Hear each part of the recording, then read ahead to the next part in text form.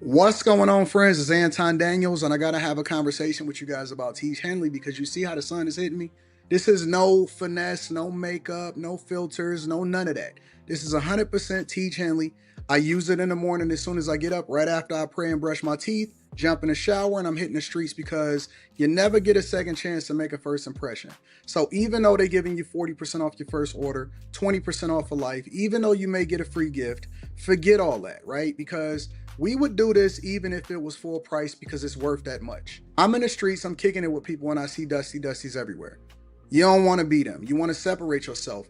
And the way that you separate yourself is self care. Ladies get it for the fellas. Fellas don't wait for the ladies to get it for you. I'm about to hit the streets right now, and I'm feeling confident. I'm feeling great. I mean, I already got confidence, but to have that extra boost of confidence, knowing that you've taken care of yourself and you set yourself apart from all of the rest of the sheep that's walking around making bad decisions on a daily basis.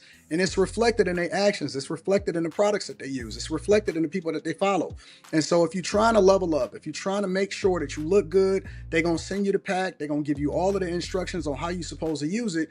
Then make sure you get your Teach Henley. Again, 40% off your first order, 20% off for life. Get your free gift. Make sure you tap in with your boy Anton Daniels because Unc is never going to lead you wrong. I would never have you use a product that I don't use myself. Again, they've been rocking with me for a long time. Make sure you get your Teach Henley. I love you. I appreciate you. I'm going to holler at you guys later.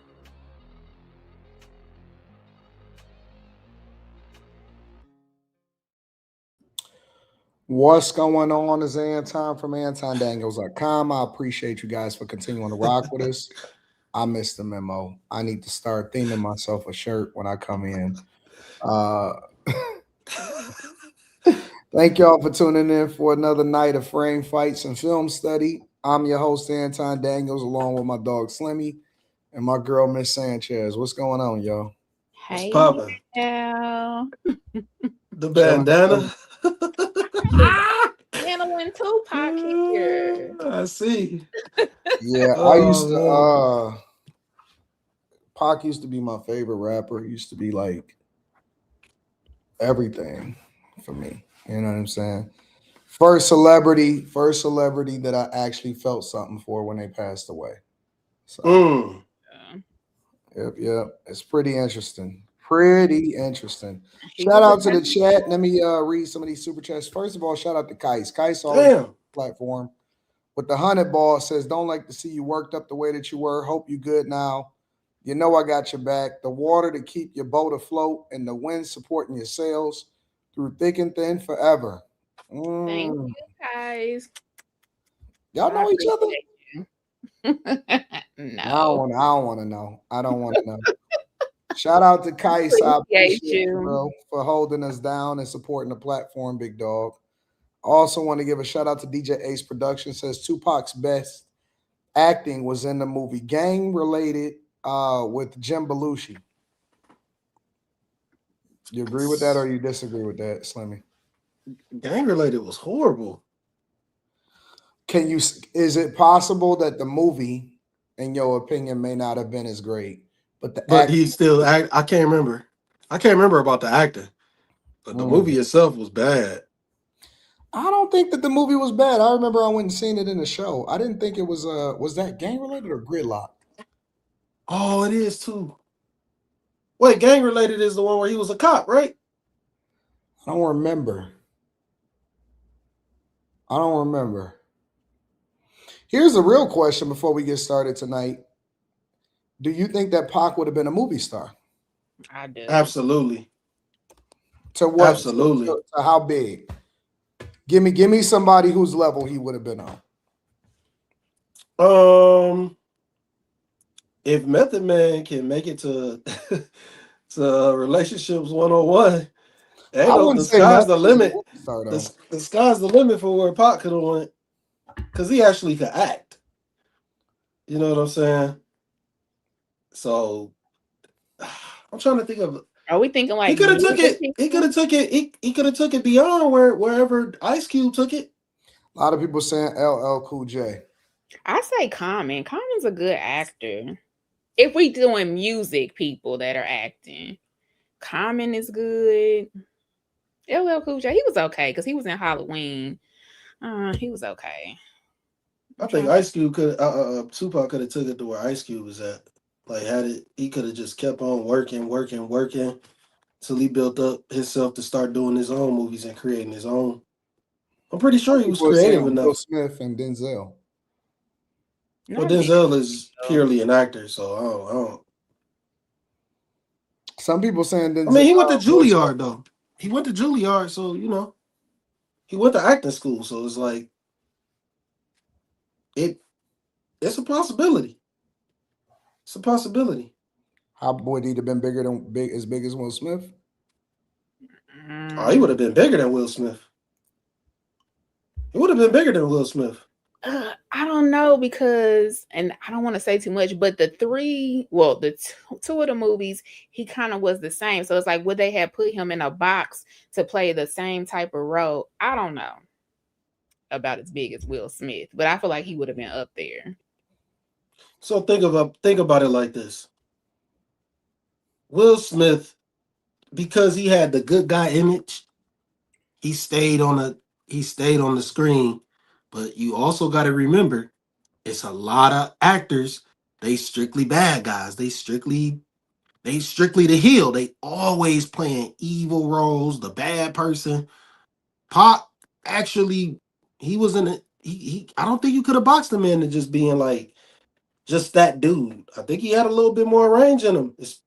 Once we get up, you know what I'm gonna say? I'm gonna say the rest of my comments. Yeah, that's what I'm like. I'm gonna say. I'm gonna say the rest of my comments. That's a great question. I'll tell y'all what. I'm chat. Y'all get camera ready. I'm gonna drop a link in the chat. Ooh, I like have y'all comment. I want to get one person up here, one or two people, to give me their opinion after we give our opinion on each individual movie. All right. So we're gonna try something new tonight because I want the chat.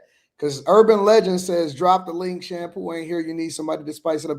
I don't need necessarily nobody to spice it up. I want to get y'all opinions. I want to get y'all opinions. Enough. Yeah, she is spicy. I want to get y'all opinions and y'all thoughts on the individual movies. All right. So I'm gonna show this trailer. I want to do this trailer first. And then I'm going to pin this to the top of the chat. So first of all, y'all got to hit a like for the algorithm. Secondly, I want y'all to share this with your family and friends. Third, I want you to subscribe to the channel. And then fourth, all right, make sure y'all tap into the Patreon. Link is in the description, as well as pinned to the top of the chat. All right. So what I'm going to do is after I play this trailer and while I'm getting Slimmy's and Miss Sanchez's perspective on this upcoming trailer, I am going to drop the link and pin it to the top of the chat, and I'm going to pick one or two people after every movie that we review, and I want to get y'all opinion on the movie, and then I'm going to get a new set of people for the next movie after that, all right? So we're going to go in order. We're going to go Juice, Above the Rim, Poetic Justice, all right? So if anybody got any comments, and if we don't get anybody that actually want to comment on it or whatever, then whoever comes up, then we'll just get them up there. If y'all interested, but I'm gonna pin it to the top of the chat, and then we're gonna get y'all thoughts, and I want to get y'all opinion for all of you movie buffs, or for the people that actually watch the movies and is familiar with the movies. If you haven't watched the movie, don't sit up here giving your opinion. I don't want to hear it, but we're gonna get y'all perspective, and I want to see what y'all got to say. All right. So first things first, we're gonna go ahead and play this preview, and I want to get y'all thoughts on this next upcoming movie. Yeah, that's coming in fast. Must be a big one. The National Hurricane Center has issued hurricane surge warnings for this area. Mom!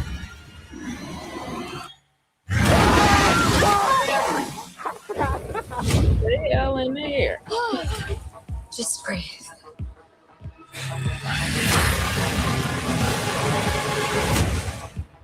They're saying it could be a Category 5. That's what they always say, and then everything turns out to be fine. Oh! Jesus Christ.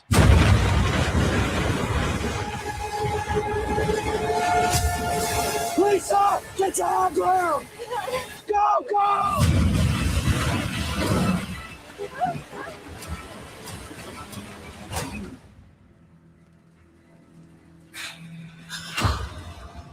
Several towns are cut off from any rescue attempts. We're sending out prayers to the people of those towns. I can't imagine the dangers they're facing.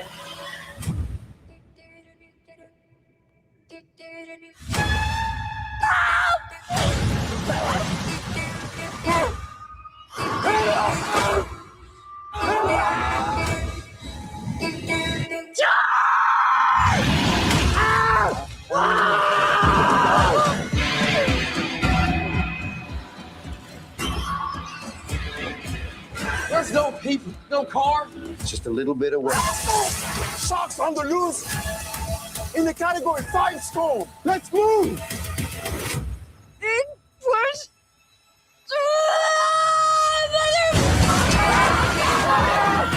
I am not gonna have him die before he gets to take his first breath. Here they come! Bet you never saw this on Shark Week.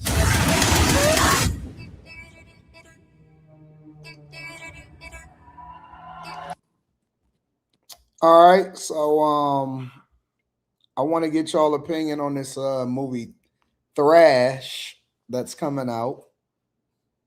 And I don't know if y'all noticed, but they had the Baby Shark. They remixed it. I feel like it's so many movies like this out already that what are y'all gonna do different to make this one stand out and just be like, oh, this one was the one. I don't know. I don't have high hopes for it. We didn't seen this so many times. It didn't say chat, it didn't say trash, it said thrash. All right, thrash. There's a difference. I don't know. That it might be an H missing. It might be an H missing. Oh no. Oof. I know they showed us everything. So. They had a movie called Geostorm that reminds me of that. They just had another shark movie. It's been so many of these. Like, what is gonna stand out to make this one different? Y'all know I don't have any hopes like it's gonna be above a 5, but we're gonna see. Yeah, I can't imagine this being any good. Like it's gonna. Y'all dissing Thrash. What I think it'll be entertaining for the moment, but then once you finish the movie, you're gonna be like, man, that was dumb.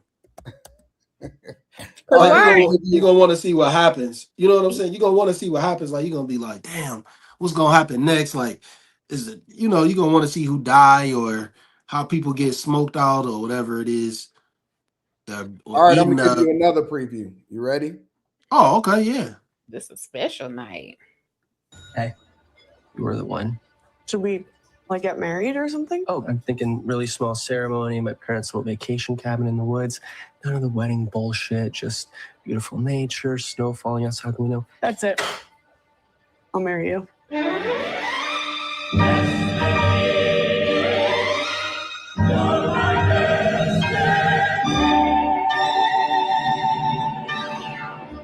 My family is gonna love you. You are my destiny. You are. This is insane. I'm so honored that you two chose to get married here. It is up to you now to protect the soul in front of you.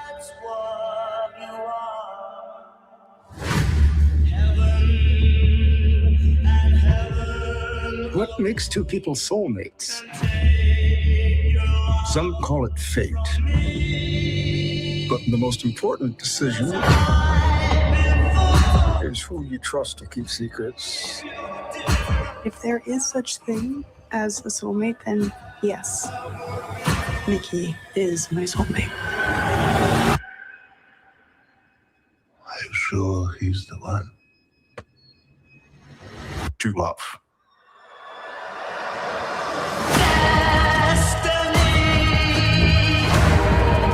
Something doesn't add up. I don't know what to do. We are still getting married, right?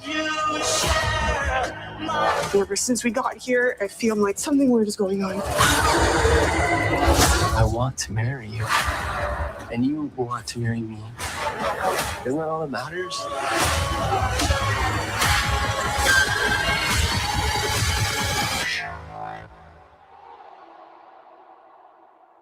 That's what you are.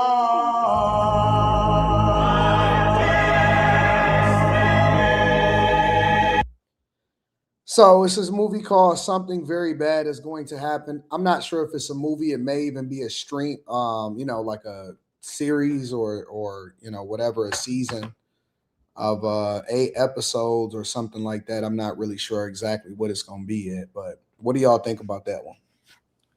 That look way more interesting than Thrash, that's for sure. That look like that's gonna be like creepy. Yeah. Like, in a good way. That's that my shit type. gonna be like what's that one we just watched? With the 2 women and the dude. Oh, yeah, they're locked in the rooms. Locked What's in the the name of it? Housemaid? Housemaid, yep. It looked like it's gonna be along those lines, like It gave me the wild vibe shit. too of Ready or Not a little bit because of the wedding and them sitting down at the table with the family. So, and then but the other movies that it said, like what was it, Baby Rain, whatever it was, that movie was crazy. So if those are the same producers, this might be a little wild. Yeah.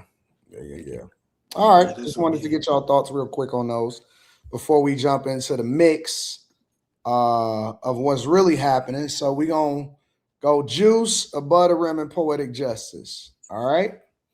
So let me go ahead and play the early trailer of. I think I'm gonna start with the oldest and go towards the newest. So Juice, A Butter Rim, and Poetic Justice, right?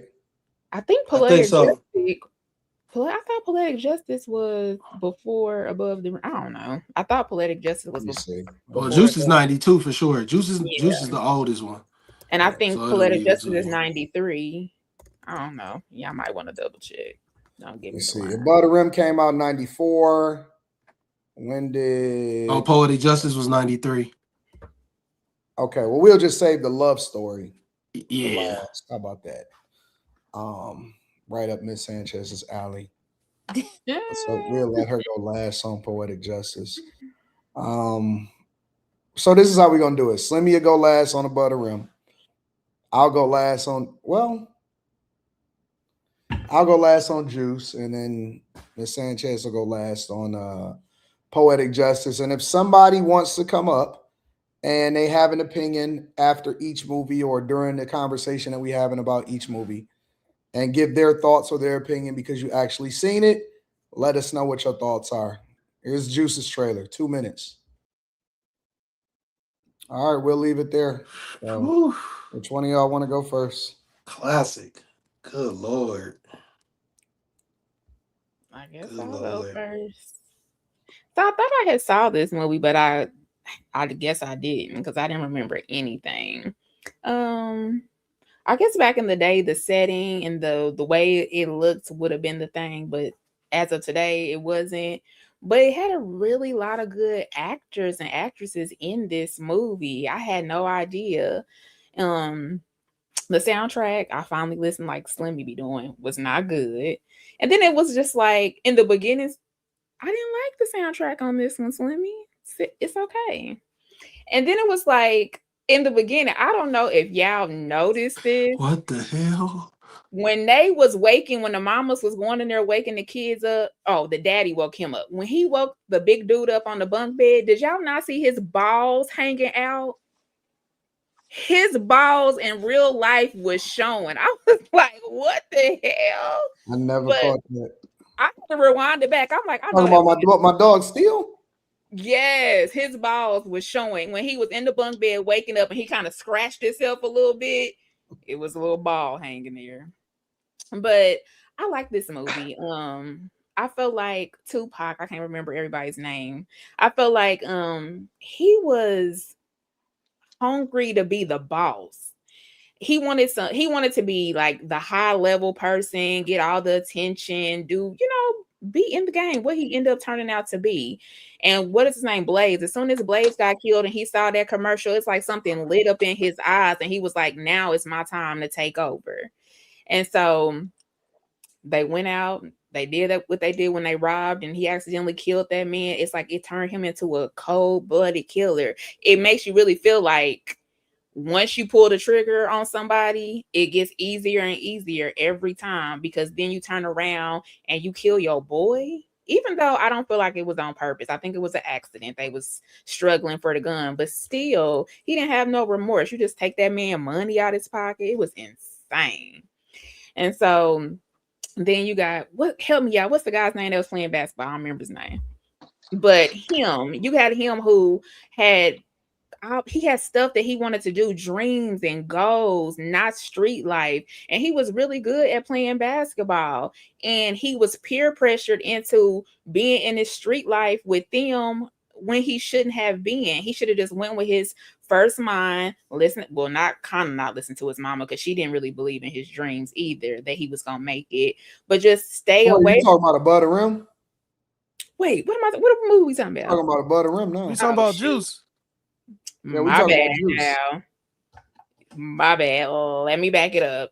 So let me get back to Juice. Hold on, what happened? You might gotta go first. I didn't watch too many Tupac. You good. She crossed the. Yeah, she I did cross. When you was talking about when he got the gun, and then you started going into when I tell you he was playing the same scene, y'all, the same. That's why I said them was the two movies. I'm like, he was doing the same things to me. No. Yes, he was, Slimmy. Go ahead and give yours. Give me your perspective. All right, so the first thing about Juice, like contrary to what Miss Sanchez is talking about, the soundtrack to Juice is incredible. This shit was 90s. This is like, man, you can't even, like, unless you was like outside and like, you ain't gonna even understand like how that shit make you feel, man. Like, I was thinking about DJs and just the atmosphere, man. That shit was incredible. Just like the 90s was just amazing. It was. And so like when the 90s is Juice came out in a time where everybody wanted to be a crew. Everybody wanted to be a crew. Yeah. So like in the beginning, when you hear Wrecking Crew, it's just like, oh, this shit's so dope. So it's just so much nostalgia going on in Juice. And the fact that, you know, like Tupac, he just kind of like set it all off, man. It's a very strange character with Bishop. Yeah. It's a very strange character. And I always thought that it was when he got the gun in his hand is when he started tripping. That motherfucker was tripping from the beginning of the movie. Yeah, that he was. You're right. I always thought it was when he had the gun in his hand. No, he was tripping. They tore up Steele's crib.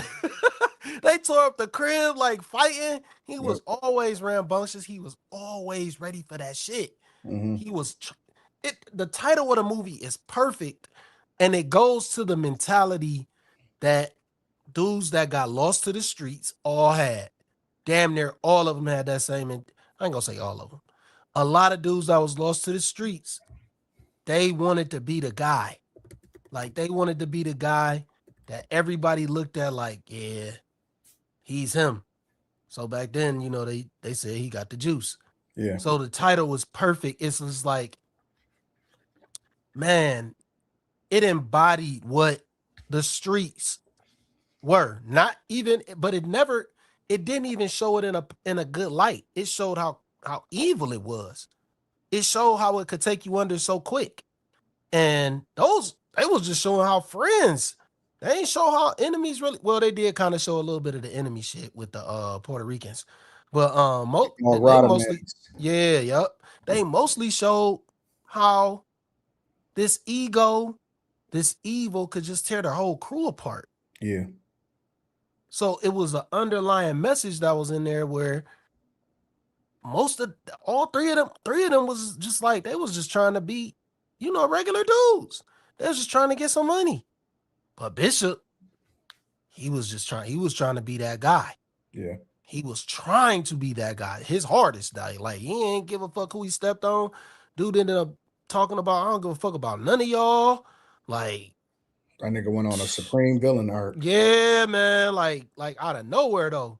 Like it was cool when it was like rambunctious tossing each other in the crib. But then once he shot Raheem, really no. Once he shot the clerk, his life was done. It was over. It was over for him.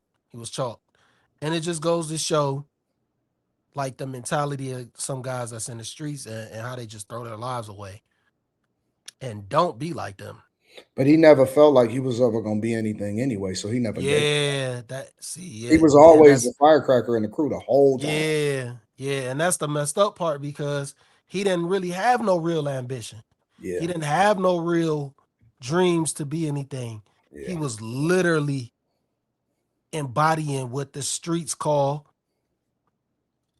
a crash out. Yeah, he was the first crash out. In movies. No, he wasn't the first. He wasn't the first. Yeah. He wasn't the first with shit. Nah, but it was, man, this movie was so great, man. And then it was just, I think it ended kind of quickly. They could have did it a little slower, but it ended up being like the perfect movie. It was great to see the whole DJ scene. I still love that to this day. Round 2. But you know what the funny part about it is? I was thinking to myself when I was watching that, when I first seen it, I've seen that movie could have probably no less than 20 times, bro. I probably watched Juice probably 20 times straight. Yeah. On the second DJ, I thought that nigga might have been in trouble. He was. That nigga was in trouble for that next nigga that was coming up. He was. Am I tripping? But when Blaze was robbing the place and he said, y'all look good, take y'all clothes off, I didn't see any females in there. Am I tripping? At the bar. Yeah. Was there any girls in there? I don't know. The only thing I was paying attention to, because when Q tried to talk to the girl at the phone. Oh, yeah. For example. Okay, because I'm like, hold on. When he first came in there and he got the cigarettes out of the machine, which the whole movie is just, it's fucking nostalgia to me because I remember them cigarette machines. That shit is crazy, man. We used to have cigarette machines. Yep. I remember the bro. You know what I miss the most, bro? I miss record stores, bro. Man, hell yeah. I miss record stores, bro. That shit, oh my god. Yeah, I miss all of that. But you know what? The biggest thing about that movie was that your crew was based off of proximity. It didn't really matter who your mama is and what his mama is. And I think that what that movie showed in the very beginning, without us realizing at the time that we was watching it, it showed all of their different backgrounds. Yep. They all came from different upbringings. Pac's upbringing, you could tell it probably directly influenced the fact that he felt like he wasn't going to be shit. Yep. Q's upbringing influenced his inspiration. Steele was just a funny nigga that just was out and about. You know what I'm saying? Yep. And Raheem, he was the pretty boy type nigga that was in the crew.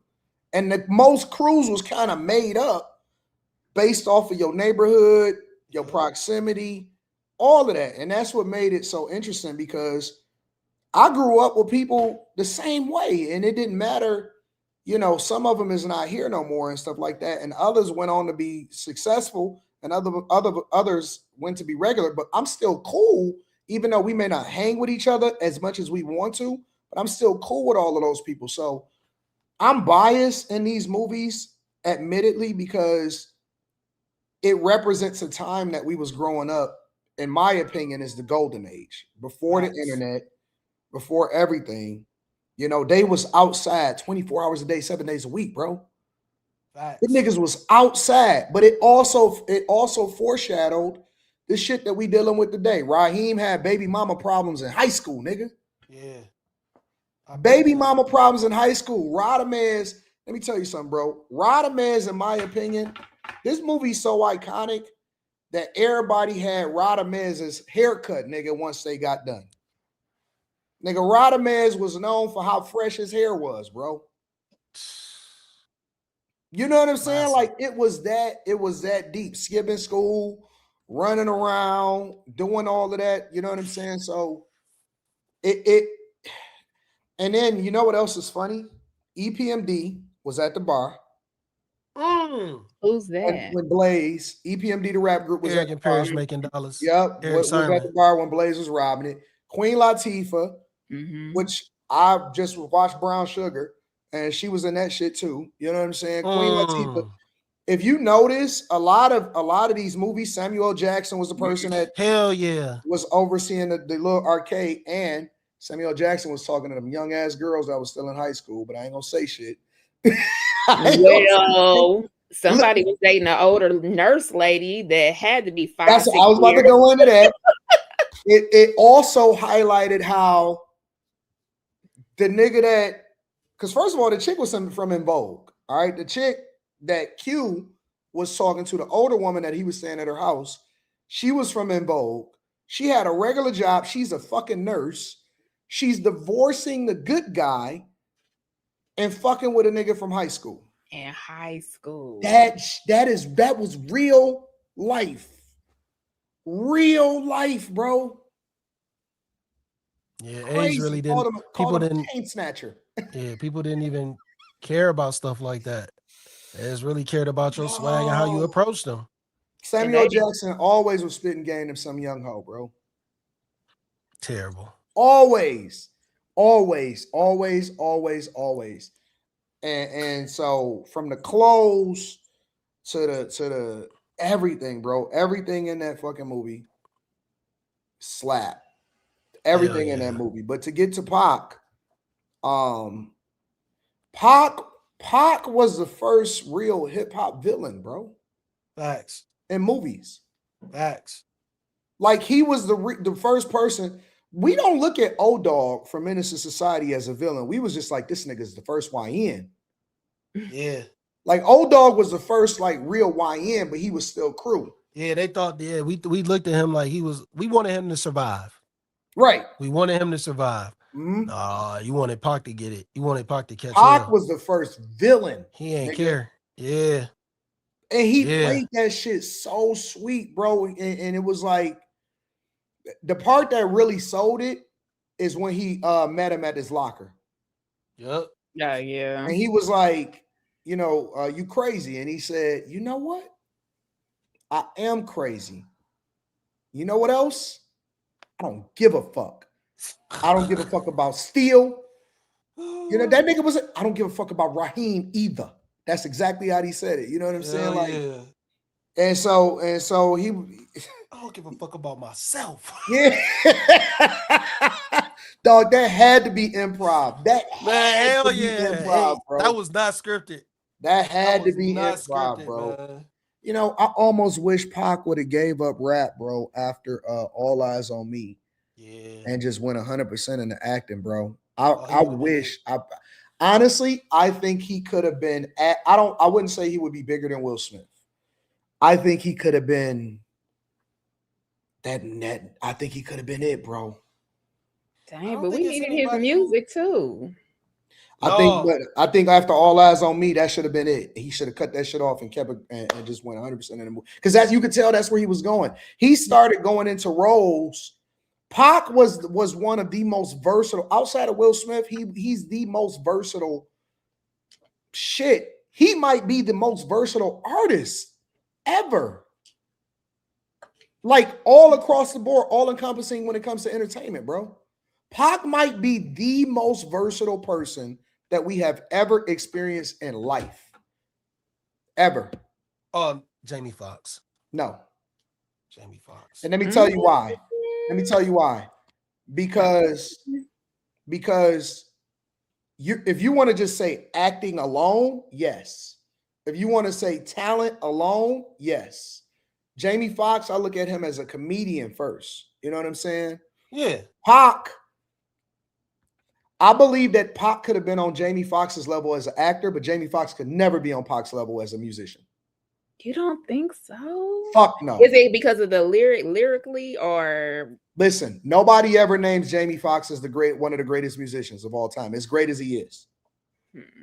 We all say that, nigga. Pac changed everything, nigga. as great as Pac was in acting and as a rapper, Jamie Foxx is that as a comedian and an actor. I agree. Here's the difference. And his impersonations also are good. As singing musically, he'll never get the accolades he's supposed to get. But I'm not taking nothing away from Jamie Foxx. I'm saying that if you talk to most people and you say, on any level, hey, you want to be like Pac or you want to be like Jamie Foxx? Growing up in the 90s. Oh, yeah, no. Nigga, Pac was him. Yeah, nobody else. No, most people, they didn't want to be. And I'm always knock a nigga down that put on a dress, bro. Under all circumstances. I'm always put on a dress. Yeah, he was Wanda. He was Wanda. Oh, I forgot about that. Yeah, he was Wanda. Jamie. I don't know. He played Jamie Foxx needed other people to pop off in the music industry, bro. Pac didn't need nobody. Yeah, he hit the floor running. Pac didn't need nobody. No, that's not true. Pac, he was down. You can say Digital Underground. You can say all that shit. Yeah, he was down with a lot of crews. But he held his own eventually. Pac's first song was "Brenda Got a Baby" before he was with Digital Underground. That's before Digital Underground. That's on Tupacalypse Now. Oh, it is. I Get Around with the Underground. All that shit came later. I'm just keeping it 100. I'm keeping it real. And I still think he got the. I still think the cosigns helped though. Well, cosigns help everybody. Yeah, I think they helped. But it don't. But I'm just saying, bro. Like Pac is different, bro. Like in this movie in particular, he just even rewatching it, bro. It's just like this nigga was the ultimate villain. Like I really believe that nigga was crazy. I believe that nigga was crazy, bro. Like for real, man. Like he really was on some shit, like psychopath. He was. Like you got to be ready to take them out whenever you feel like it. This nigga's scared. He turned on his whole crew. Got to get the ground beneath your feet. Got the wind behind your back, partner. You stand up and die for that shit if you have to. He was wild. That nigga Omar F said, "You trying to tell me I ain't shit?" That nigga said, "I'll tell your mama you ain't shit." You can't write that, nigga. You can't write that. That's all embodying the character in her. I think that, let me tell you something, bro. I think that Pac, I think he really became like on some Heath Ledger type shit. Oh, I agree. I think that Pac became who he was acting like, and that shit spilled over into his regular life, bro. I don't think he ever detached. He didn't know how to get out of character. I don't think he ever detached, bro. I think that fucked up his real life, and I think that's why he ended up fighting dude, beating them undercover cops up. Yeah, led to his demise because he couldn't break out of character. But he was definitely crazy. He made sure he showed up to the funeral or at the house for the repast, watching them, making sure, talking to the family. I was like, he's crazy. But I don't think he ever detached. Did y'all notice that Omar Epps has been named Quincy in so many movies? I'm like, could they not think of a name back in the day? I was like, Quincy again? But but that's how you know that Pac was so great though, because the real star of that movie was supposed to be Omar Epps. Yeah, Omar Epps is the character that they follow the whole way. Yeah, Pac he's the was star the of the one movie. that was the real man. Listen, bro. Yeah, Pac took it. I always look at Juice, and I always wonder, was Pac supposed to have that much screen time for real? I always wonder that. Was he really supposed to have that much screen time? Or did they was just like, damn, this motherfucker killing it. Yeah. Like, it just seemed like, ooh. Yeah. It just seemed like bro just took over the studio. the whole set at the studio, rather. He was just like, this is my shit now. I think Pac broke out in Juice, bro. That's my favorite Pac role ever. Favorite Pac role ever, bro. By We're far. gonna get into that. So, but we'll get to it. We'll get to it. Let me read some of these super chats. If anybody got any thoughts about Juice, Pac on Juice, you're more than welcome to give your thoughts and your commentary. The link is pinned to the top of the chat. If you don't, it's cool. We just appreciate y'all rocking out with us and all 500 plus of y'all in here. Shout out to y'all. Slimmy, you got any idea of what we're gonna be doing the next movie? Well, we I gotta check. I gotta check the. We can figure it out. Give me a second. All right, y'all. So we're gonna read these super chats. Give me a second. KL says, I heard Pac potentially had the role of Mace Windu. You think so? Didn't ain't that Samuel Jackson? Samuel Jackson, yeah. I don't know how true that is. I don't know about that either. That came so much later. Yeah. Showcase Classic says, salute to Slimmy A. Demon Sanchez in the chat. Most anticipated frame fight because Pac is still my favorite artist of all time. Songs like Last Words, Me Against the World, and Picture Me Rolling. Oh my God, nigga. You know what, Slimmy? I'm cutting off this modern shit, bro. I'm going all the way back to the 90s, bro. I'm not listening to nothing modern. I don't want to talk about shit modern. I'm only going 90s, 2000s for the rest of the year, bro. Woo, real talk, bro. Crazy. Cause this all of this shit that I've been watching and stuff, bro, it just take me back, and it's just like, bro, that's life. Yeah, it's life. I don't give a fuck about this news. I don't care about none of this internet shit no more, bro. I'm gonna be on here creating content, having conversations, but fuck this new shit, bro. I'm going all the way back. I'm 90s. I'm 90s living, bro. That shit fire. You about to get you a pager? No, but I'm about to get me all 90s cars. Ooh, okay. I'm going all 90s, bro. That's man. I'm going all 90s, bro. I don't care about none of this other stuff. I don't care about what's happening now, bro. I'm living in the 90s from now on. Going all for the rest of the year. I'm living in the 90s, bro. Well, I'll take an 84 car. Either a Cutlass or a Monte Carlo. So if you find me one, Anton, just ship it here, okay? Bad. But it ain't even just like I'm driving the cars that we loved in the 90s. So it could be made in the 80s, but we loved it in the 90s, bro. Okay. Like that's when we discovered the 64 Impalas. That's when we was riding the Monte Carlo SS's. All of that shit, bro. Like Grand Nationals, that shit was hitting. All of that. That's what we was rocking. That's what we was rolling with, man. I'm 90s. I'm 90s living, bro. All of that, bro. I'm 90s living from now on. I'm off all of this. That's all I care about is the 90s and the early 2000s, bro. Everything else is dead to me, bro. Straight up. Shout out to Showcase soundtrack, Anton, on this one. Huh? Did you like the soundtrack? Oh, I love Juice. Juice soundtrack is it's incredible. Oh my God. Like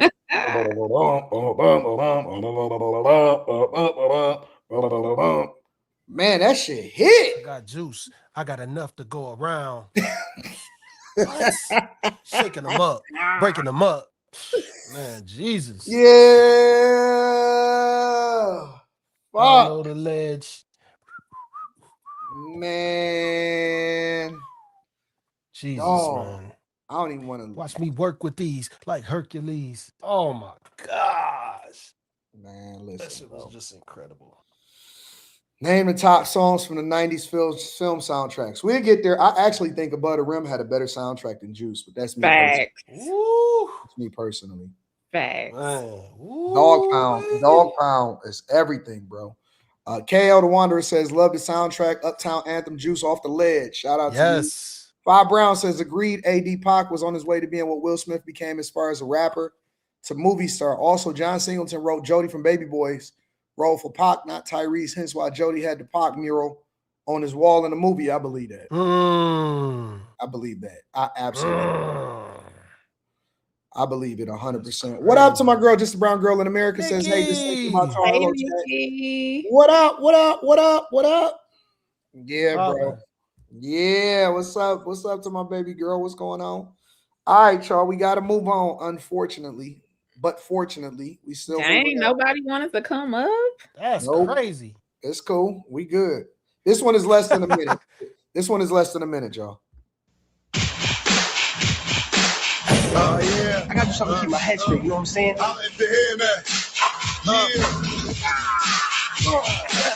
Here we go, turn it up, let's start. From block to block, snatching hearts and jacking monkeys. And the police can't fake me and make me. We can have big sun, but right now I got my mind set up. Looking down the bottle of a gun, get up.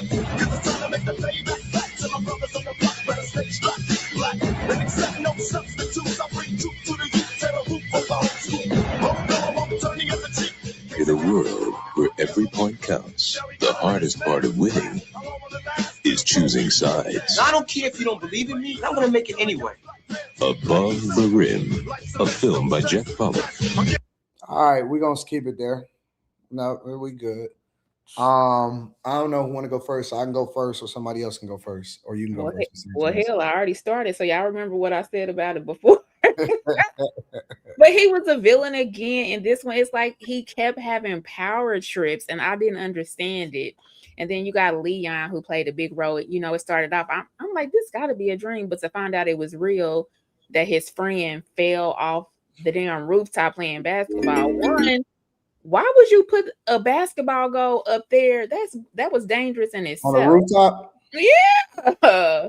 Like he was trying to touch it and it flew off, but whatever. And to me, Leon plays the same kind of roles too. Even in Cover, it's like he always has a straight face. He doesn't, I'm not saying he was gay, but I'm saying like he always has this straight, like he doesn't change his facial expressions or anything to me. But I liked his role. You could tell he was having these bad flashbacks from losing his friends. Clearly, he was in the street life and was running. We remember their names, Tupac, you know, because that was his younger brother. He was running him until he got out that life and decided to do something different. And Tupac wasn't having it. And then when he tried to come back, he like, I'm the big dog. Either you gonna fall in place or you ain't gonna fall at all.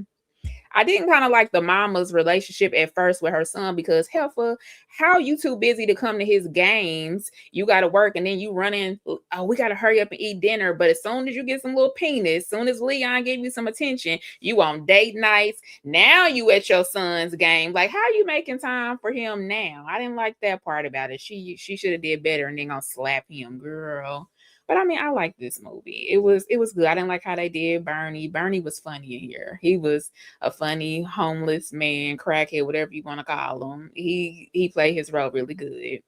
I didn't like how they did him though. At the end of the day, but I love how he made it. I love how Tupac tried to little boy him, and he was like, I'm not doing it. Like, I'm not playing with you. I found out who you really are. I'm moving on. If you want to do something about it, then do something about it, but I'm out.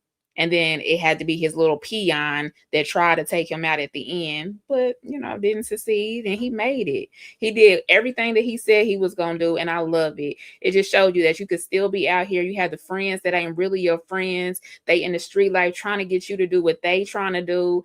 And you can still succeed and bypass all that street life. Like if you really put your mind into it. So I feel like this movie has so many messages that you could take from it. And and I just really liked it. I liked it a lot. I hadn't seen this one either.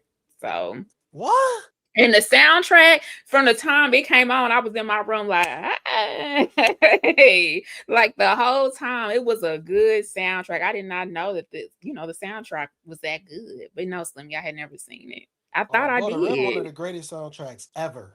Agreed. Yeah. Ever. Agreed. I'm finding me a part-time. H-Town, nigga. H-Town, SWV, Big Pimpin' from the Dog Pound, Regulate, Nate Dogg's Regulate was on there. But why was the girl dancing off beat? Remember when they went to the first spot and he liked the girl and Tupac was trying to hook him up and she was dancing all off beat? I'm like, did she hear the song? Yeah, she was. You know what else? Pac's Pain. That Pain. Yeah. Pain was on there, and a lot of his songs was on there. Big Pimpin'. I'm to my crib with my mind on my money, on my money, on my mind. We do this every day about the same time. I was at the car one day, That's when I saw her face. She looked like a cabbie to me. Bro, I love that. And then you had, bro, Dog Pound for Life was one of the most doggest, sinister beats. This is Dog Pound for Life. This is dog. Nigga, I really don't give a fuck. Like, that shit is so. Let me tell you something, bro. This movie and this soundtrack combined almost ruined my fucking life, bro. Real talk. Hell yeah, you just want to hoop and rap. I almost ruined my motherfucking life, nigga. I learned how to pull razors out of my mouth.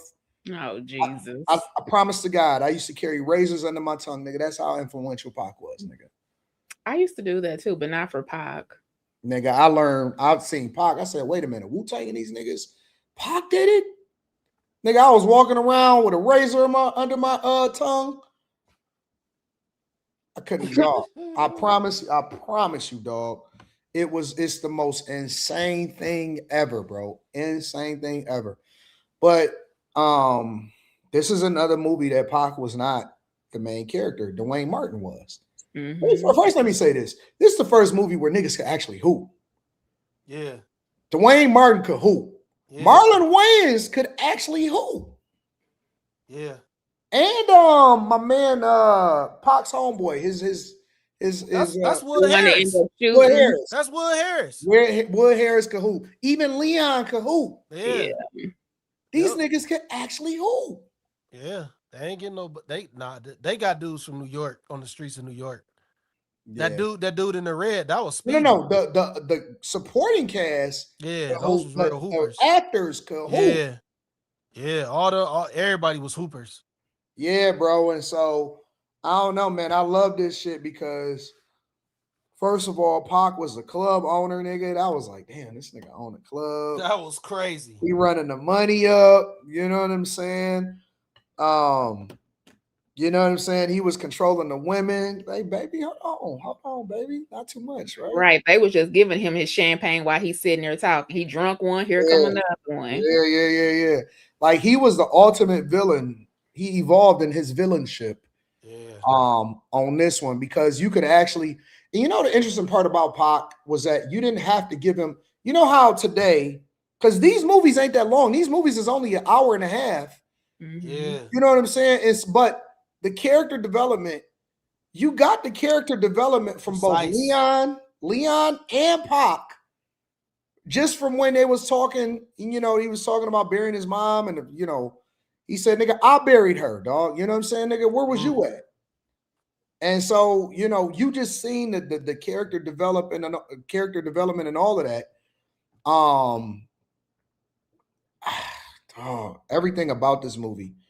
The only thing I didn't like about Above the Rim, bro, the only thing I hated about Above the Rim is they used so many reverse duplicate scenes of them hooping, bro. Yeah. Of niggas shooting the same jump shot, but from a different angle. Niggas doing the same dunk, but from a different angle. It's like, what did y'all run out of money for the budget, for the reshoots?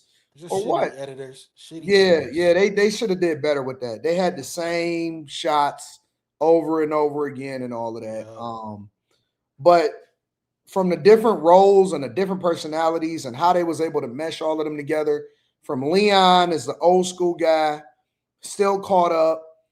Dwayne Martin, even Dwayne Martin's mom, right? Dwayne Martin's mom was dope because she was the single mother that was trying to raise her kid. And at the same time, he was still getting caught up in the streets because he was enticed by the street life. You had the white coach that was trying to convince him to do the right thing. You know what I'm saying? So it was so many warring and competing things that even though the movies wasn't as long, it kept you intrigued and it kept you into the movie and following the storyline the whole time. The whole time. It wasn't a whole bunch of money that was spent developing it. They didn't have to have no explosions. They didn't have to have none of that. Even Flip, Bernie Mac, right?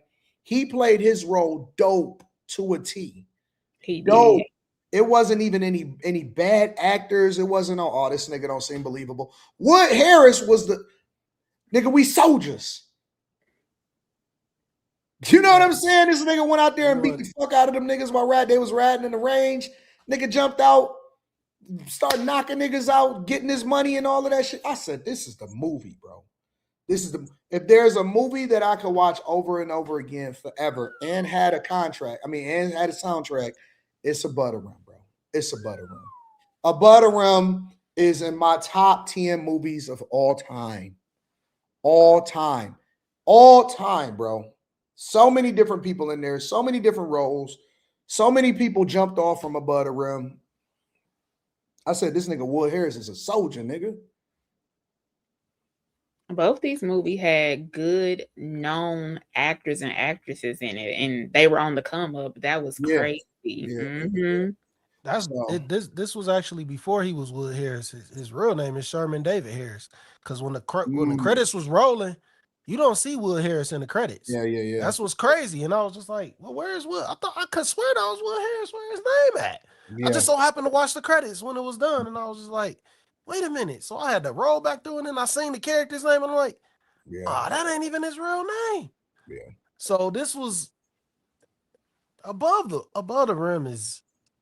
That shit is an incredible story of every dude that wanted to hoop, every superstar. Keep them out the streets. Stay out the streets.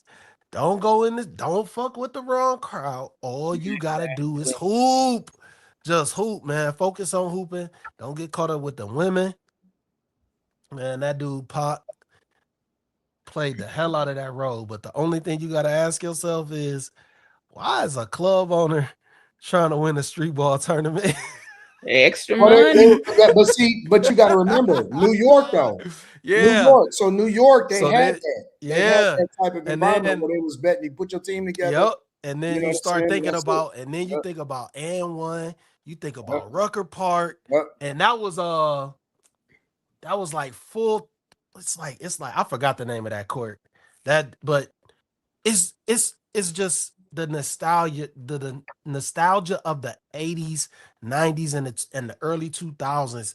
This literally embodied all that. Like, this is what we did, man. Niggas was hooping all the time. I'm gonna bring you up to genius after Slimmy. Go ahead, Slimmy. Hooping. It was all hooping, rapping, girls. Like, nobody was focusing on nothing else. But then, like, you when you start thinking about how recruiting works and how he really wasn't supposed to take none of that money from Pop, and he still tried to hold that over his head, and he was just like, you know what? This everything back. I'm still gonna go down the road that I know I'm supposed to go down. Mm-hmm. I'm going down this road. Like, once he found out who, like, the movie went full circle, man. And that most movies can't do that. Yeah. Most movies can't go full circle. They can't tell you a story in an hour and 30 minutes. They can't give you all that. It's crazy. And like, we got movies that's 3 hours, and we just like, yo, what the fuck I just watched? Facts. And so when you look at Above the Rim and what they did in an hour and 30 minutes, and you could go and you could look at, and this is gonna hurt some people, but you could look at Endgame that they built up for over 6 years and how horribly it ended, and they couldn't bring it back full circle. But in an hour and 30 minutes, Above the Rim is an incredible movie that you probably can't stop watching. Yeah. And it embodies the 90s, it embodies basketball, it embodies hip-hop culture. Man, that shit is just, it's hard to get that in an hour and 30 minutes. The character development was through the roof. It was. Through the roof. It was. Yeah. At first, I was worried about Marlon. I'm like, okay, I didn't really feel his character until the end. And I was like, oh, okay, about time he did something. I feel like he did his best acting job in Above the Rim, bro. Yeah, that was really him. He the nigga that just got out of jail. He trying to get his, you know what I'm saying? Like, it made sense. Like, when they pushed him down, you know what I'm saying? And the nigga was hurt about that shit. That shit, oh, yeah. Like, it really made me feel bad for him in real life, bro. Yeah, because he was a cool dude. He was just like caught up in the streets. Yep. And the streets took him under, but he wanted the best for his homeboy, and he still had dreams of trying to. I don't even know if he was really trying to go to college, yeah, or if he was just talking that so Dwayne Martin's character could just stay on the right path. Because even though he did want him to hoop, you know, he's just like, no, I ain't, no, you know what I'm saying? Like, this ain't the life that you really want to have. You know what I'm saying? This ain't the way you really want to move. He was just talking about how Birdie was, he was like, man, that nigga terrible. Yeah. You know what I'm saying? He just sliced up Flip for no reason. He was just like, what? So once that part happened, man, that shit exposed everything. And dude was just like, nah, I gotta separate myself. Yeah. And he did the right thing. And then, you know, it's just sometimes it takes just something horrific to happen to you for you to get straight. And I think that's what the movie was about. He figured things out, and he knew he had to just take a straight path. Everything fell in line for him though, because the dude who was coaching him up was with his mom. So everything worked out for him, and everything that was in his best interest was right there for him the whole time, even though he wanted to lean to the streets. Yeah. So that nigga was getting schooled by the white boy though. I ain't gonna lie. Oh yeah, he was getting cooked. He was getting cooked. White boy was giving him that work. Montrose, yeah. he was giving that nigga that work. He was cooking them, yeah, man. Now, hold on, y'all. I don't remember which one it was, but it kind of made me. It was relevant for today because they were talking about Mexicans, and they were like, why you got to talk about Mexican? Why you got to talk about us? He was like, we got our own country. And he was like, well, why y'all keep escaping the country then? Why y'all keep sneaking out? Next movie. Wait, that was not Poetic Justice. Yes, it was. No, it was not. Yes, it was. On Poetic Justice. Post office. Y'all right. I was working in the post office. Listen. You clocked out. I'm definitely you know what kind of weekend I done had. Let me know what kind of weekend I had. Let me get the Genius CEO up here. Genius CEO. Hey, what's up, y'all? I came up here for a butter rim. I'm chilling, bro. AD, what's up, Miss Sanchez? Looking beautiful. Hey, nice to meet you. Yeah, the reason y'all feel like that about Above the Rim because it's like it was an authentic New York hooping story. You feel me? Like growing up, my great uncles, they was like basketball stars, and then their sons was basketball stars, and then like my first cousin Gary Irvin, he was the rival to what's that Marbury cousin? You just did some content on him probably like a month ago. Like you talking about Sebastian Telfair? Sebastian, yeah. Like being in that environment and them park tournaments was real serious. And it's like people like Pac is the reason like we kind of like slowed down with that because it was a lot of like backdoor deals and stuff going on in the street. So we don't even get that type of atmosphere. But like, yeah, back in the day, them movies didn't need 4 hours, 3 hours because it's like they were authentic. And that's why we feel it. Like Above the Rim is my top basketball movie. Then I got Coach Carter as number 2. So I agree with you. Butter Rim is my top number one basketball movie. Facts. I like Blue Chips. Blue Chips was really good. That had Shaq in it. I think it had Ray Allen also. Ray Allen and Penny. It was Penny. Yeah. Penny. I don't know. I can't think of any other basketball movies that was great right off. The greatest, White Men Can't Jump. That's the greatest. That was a good hustle movie. Yeah. I don't know if it's in the top though, Slim. Oh no, that's mine. Oh my God. Pop it, James. Sunset Park. Shout out to Sunset Park. Sunset Park. Sunset that Park was straight, yeah. Though. Yeah, Sunset Park. Basketball Diaries. Basketball Diaries. That was Leonardo DiCaprio. Facts. Yeah. Nah, you right, Genius. I think that you hit on a good point because maybe the reason why they were so good and it didn't need a whole lot of extra in it and it was just all acting, which you can justify the budget of the movie and it was still really good, is because art really imitated life. Facts. You know what I'm saying? Like that was real life. Like part of the nostalgia is that we looking at their clothes. You know what I'm saying? We looking at all of that shit and how they really rolling. Niggas is in the streets.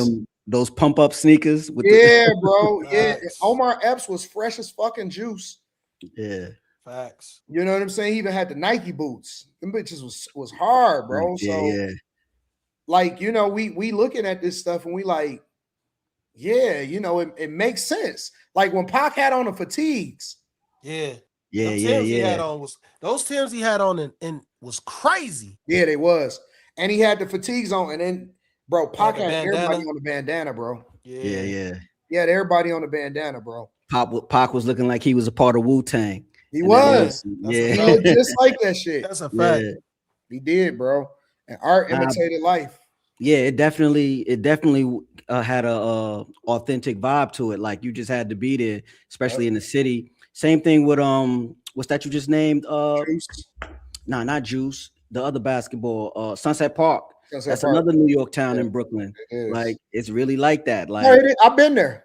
Yeah. Sunset Park is more like a warehouse type district, though. Yeah, but like the projects is over there. Yeah, it is. No, I've been all through there, bro. Yeah. I've been all through Sunset Park. Yeah, you know the warehouse part. It's like they tried to clean it up to make it more visitor friendly and shit like that. They did though. They did. They did. They gentrifying it. A lot of those warehouses now is luxury condos. I know. Yeah. So like right up to the port. Yep. $2 million. I caught the train over to Sunset Park. With the G. I don't remember exactly. It was like it was before COVID. Okay. But I was in New York and I jumped on a subway and I hit over there in Sunset Park. Yeah, I was in Queens. I was all through Queens, bro. I was in Queens. I was in Sunset Park. Obviously, you know, everybody go to Brooklyn to go to Dumbo. Facts. I was over the Brooklyn Bridge. I did the Brooklyn Bridge. I did everything, bro. New York, because you know, New York from the 90s, growing up in New York, that's all we seen. It was on TV. So when I was there, I'm everywhere. Every time I go to New York, I'm in every single spot. Most people kind of try to stick around Manhattan. You know what I'm saying? That's like the area. Dog, I was all in. I was at the food spots in Queens. I was eating everything, bro. I love New York, bro. It's kind of New York kind of took a rebranding after we lost the towers because it just don't got that same feel though. Yeah, like it just something switched because like no matter where you were in the city, if you looked to the west side, you saw them. Yeah, you feel me? And then the sunset, they'll glow orange. It was just like a staple, and like we don't got that vibe no more. So it's just a little different now. Yeah, it is different. It is. Hey, CEO, what court was that they was in above the rim? What was that court? What's the name of that court? I think that was on West 4th. What's the name of it though? What's the name of that court? I know it ain't Rutgers. I'm not sure. No, it's notorious. Like, but it's on West 4th. It's in the Village. That court right there. I yeah. can't think of the name of it, man. I was playing. I played chess in the park. All of that shit, bro. Oh, that's dope. But all right, I ain't gonna stay too long. I just wanted to talk about that. Hey, I appreciate you, the genius. Thank you for adding value into the live stream, bro. Appreciate it, bro. Homie. Thank you, bro. Right. Yeah, man. It's I love. I gotta leave. In the 90s and the 2000s, bro. I love New York, bro. Man, what happened to Slimmy? Don't forget, I'll be there this week. Remember when people leave, his stuff messed up? Oh, that's why you had to leave out. I don't know what that is. Well, let me read a couple of super chats while we at it. New York used to be my spot. I used to love going to New York, bro. I gotta go. I said I gotta go this week. I'm scared. It's different though. It's just different now. It's not the same New York no more. What you mean? It's more like dirtier or what? Like it's it don't have no real culture now. Dykeman. Yeah, Dykeman. Yeah. That's New York. Dykeman. New York don't have the same culture no more. Like the music scene ain't the same. You know what I'm saying? The food spots become a little bit more corporate. It's just expensive. Now New York is expensive for no reason. You know what I'm saying? Whereas back then it was like authentic. Like you could authentically see the people that's actually from New York. You know what I'm saying? A lot of the people that made it in New York, they kind of moved out. And the food spots ain't the same. The clubs ain't the same. The streets ain't the same. Everybody dressed like everybody from all across the world. New York had its own dress code. You know what I'm saying? It was really authentic. It was really authentic, bro. It was just like, no, it's some good food. It's always gonna be good food spots in New York. It's New York. But it's just not the same, man. It's just not. It's not. Like it used to be the mecca of music. It used to be all of that shit. Like you used to go to find the chess masters in the park. That's a fact. You know what I'm saying? So I don't know, man. I don't know. It used to be different, but then y'all got that punk ass mayor in there. Y'all fucked up now. I told Slimmy if I get time, because this is a work trip, that I'm gonna go to one of that. They got 2 games there, and I've never been to a basketball game, a professional. So I might check them out. Is the team good? Yeah, the Knicks is good. Brooklyn not. But Brooklyn, I would imagine that Brooklyn is a cheaper game to go to, though. I would go to the Brooklyn game. Unless you just have to go and visit damn, what's the name of it? It's called Madison Square Garden. The Garden. You know what I'm saying? Unless you just want to go see the Garden. The Garden is so funny because all of it is right down there in the middle. So the Brooklyn Nets is kind of like the Clippers to the Lakers. The Brooklyn Nets is to the Knicks is what the Clippers are to the Lakers. So yeah. No, that ain't the cage either. I'm trying to figure Shout out to Only Just Commentary said it's funny because you can tell kids nowadays hate their music. When I'm in the gym and I'm lifting, they playing Tribe, Woo, Gangstar, Coogee Rap, anything from the golden era. They think they're too cool. Yeah, that's for real. Yeah. P. Rothstein says, smoking a blunt and sipping on a Heineken. I knew you remember when we used to chill back when. Big Pimpin' is my favorite song, then Pain. Yeah, I love Big Pimpin', bro. Big Pimpin'. When I heard Big Pimpin', I immediately went on the hunt to go and get that soundtrack, bro. I probably played that junk in my headphones 200 times straight, bro. That shit. Boom, boom, boom, boom, boom, boom, boom, boom, boom. Walking down that kind of limp, so I cruise around the block. Call my cousin Snoop as I swoop in the top by my homie Lou house to see who want to play. See my little cousin Styles, who I ain't seen in a while. Man, that junk was hitting, bro. Hitting. What's the best basketball film of all time? I'm going with Butter Run personally. Why you mean you can't jump? Yeah. Somebody said, what school did Jalen Rose go to? He said he used to get real at those high school games. I think he went to Southwestern. Jalen Rose went to school in Southwest Detroit. I ain't hip. I just know he went to Michigan. I actually did a abandoned school series of that. So I wonder why you ain't never interviewed Jalen Rose. I see him all the time, bro. Oh, for real? I run into that nigga at least once a week. Oh, wow. Yes, bro. The city is so small, bro. At the bars, at the games, at everything. I run into Jalen Rose at least once a week. Damn. Prime and Proper, somewhere like Zuzu, all of this shit. I run into Jalen Rose at least once a week. At least once a week. So the city is very, very small, bro. Very small. I don't know. It's kind of like, to be honest with you, it's just kind of like, if you notice, I've never interviewed anybody really from the city. The mayor. Well, yeah, I did interview Kwame, but that kind of like fell in my lap. Somebody hit me up like, "Hey, man, Kwame want to come on the platform." But really, you know what it is? It's more or less about when you kick it with people or when you run into people, you don't think about content. Oh yeah, you just. I don't think about content. It's just organic. Yeah. Yeah, you don't think about content. You just kicking it, or you just like, what up? Or, they doing their thing and you doing your thing. And so you don't really want to interrupt them. So you just like, yo, what up? I'll see you over there. And they say, yo, man, I see what you was doing on such and such. And you just kind of keep it moving. You don't You know what I'm saying? I don't really think about it like that, if that makes any sense. No, I get it. I understand. It's just like you just see people in passing and it's just a good time. Yeah. So that's kind of how I kind of go in Detroit. TB Drum says above him, he got game. He got game is not above Coach Carter. He got game probably at the bottom of the list. I agree. But I agree. Well, the list is null and void, and you ain't got white man that can't jump up there. I can't. Well, first of all, that's crazy. Ray Allen is not that good of an actor. He's a horrible actor. He was not a good actor. He's horrible. So he can hoop his ass off, but he's a horrible actor. Best part about that movie was Rosario Dawson.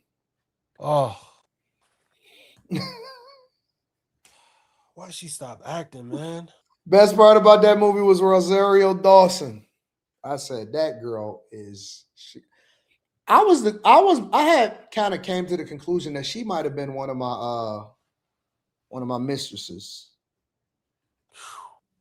Like, I was thinking, like when I seen Rosario Dawson earlier, like in movies and shit, I was thinking to myself, I'm gonna meet her and she gonna love me. Ooh. For whatever reason in my mind, I said she gonna love me in real life. So fucking fine, bro. So fine. It's probably a pass around now. Yeah, I don't. Yeah, little ran through. Just a little bit. We good on that. We grown now. We grown now.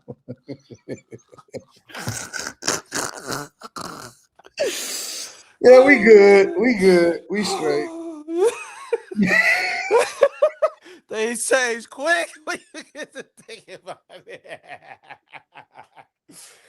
Damn. Oh man, BK's Finest said, I love this show, bro. This is my favorite show of the week. BK Finest says, sip the juice. I got enough to go around, and the thought takes place uptown. I grew up on the sidewalk where I learned the street talk, then taught to hawk New York, classic New York, not what it used to be. Yeah, shout out to BK Finest. TB Drums says, rebound is the name, not the GOAT. I remember Rebound, but I don't remember it being like super great like that. Yeah. Thoughts on Training Day and Boys in the Hood? Maybe we should do a Denzel series or we got to Denzel or Ice Cube. We gotta do Denzel. We gotta do Denzel for sure. We might have to do Ice Cube. Both. We can do both for sure. But which one comes first? Denzel's. It's gonna be hard. First? Well, you might have to do multiple weeks then. Yeah, you gotta do 2 weeks of Denzel. You gotta at least do 2 weeks of Denzel. Shit, you might have had to do 2 weeks of Leonardo then, if that was the case. Yeah, well, we kept it a certain way with Leonardo. We kept it a certain way. We didn't get into the. Okay, so what Denzel movies? Before we get into Poetic Justice, what Denzel movies will we do? Got to do Training Day. Got to do Training Day. I like the one when he was the pilot. I can't think of the name. Oh, I know what you're saying. Yeah. No. He was the pilot that turned the plane upside down. Oh, yeah. That was a real story. That was a real story. Yeah. But you would have to separate it because, like, Denzel got series like The Equalizer. Fuck. Denzel got so many movies. There's too many movies. You probably got to stay away from Flight. That's what it's called. It's called Flight. Oh, yeah. Shout out to the chat. Then you got Glory. Yeah. Inside Man. You got hold on. You got the one where he was his son, he was trying to get his son. Somebody typed that John Q. Yep. Obviously. American Gangster. Oh, obviously. American Gangster, nigga. American Gangster, bro. Yeah. It's one of my favorite movies, bro. That's why I got to be at least 2 weeks. Shit. You really might have to do 3 weeks of Denzel. We might have to hold off on this nigga, bro. We gotta you can't do Denzel right now. You gotta hold off on that nigga. Sheesh. Yeah. Antoine Fisher. That's Denzel? Yeah. Antoine Fisher was in there. He was like the captain, I think. I like Deja Vu. That one was a good one too. Somebody said Bone Collector, Deja Vu, Book of Eli. Book of Eli. Yeah, Yeah, Book of Eli. Don't forget, he got that span where all those movies, that had came out, the Manchurian Candidate, all those movies came out like back to back years. It seems. Oh, Crimson Tide. Yeah, Crimson Tide. No, Out of That's a little Time. older. Out of Time is Out of Time. Mhm. Manchurian Candidate, and then there's another movie. What's Annihilating? It's Annihilating the Manchurian Candidate.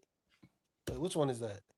I don't remember. No, Denzel got too many fucking movies, man. Mo Wasn't Better she in Out of Blues. Time?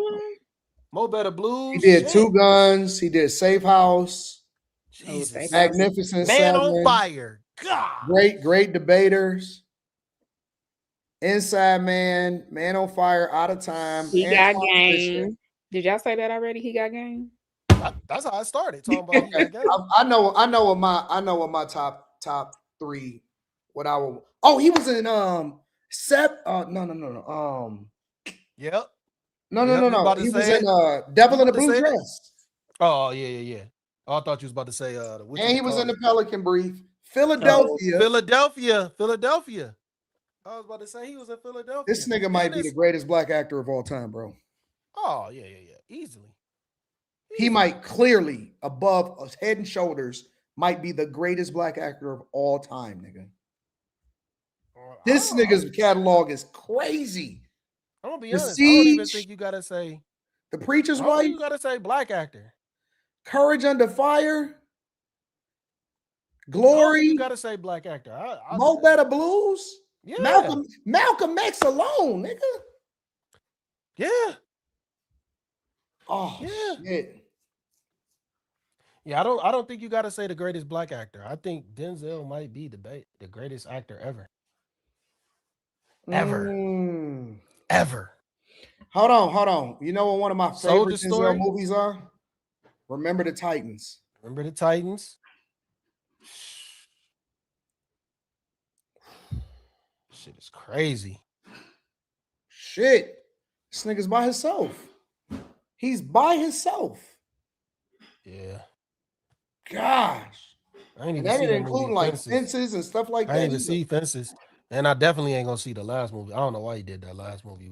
I think he was What trying to last help movie? out You he talking was about trying to help Lee? out Spike Lee. Yeah, he was trying to help Spike He Lee. threw Spike Lee a bone on that one, bro. Yeah. Yeah. And then he got the whole License Equalizer to series. Kill. Ain't nobody, Equalizer, like this shit is crazy that niggas done type Ricochet twice. That I can't even remember what happened in that. Well, hold on. We're gonna come back to that. So let me finish reading some of these super chats.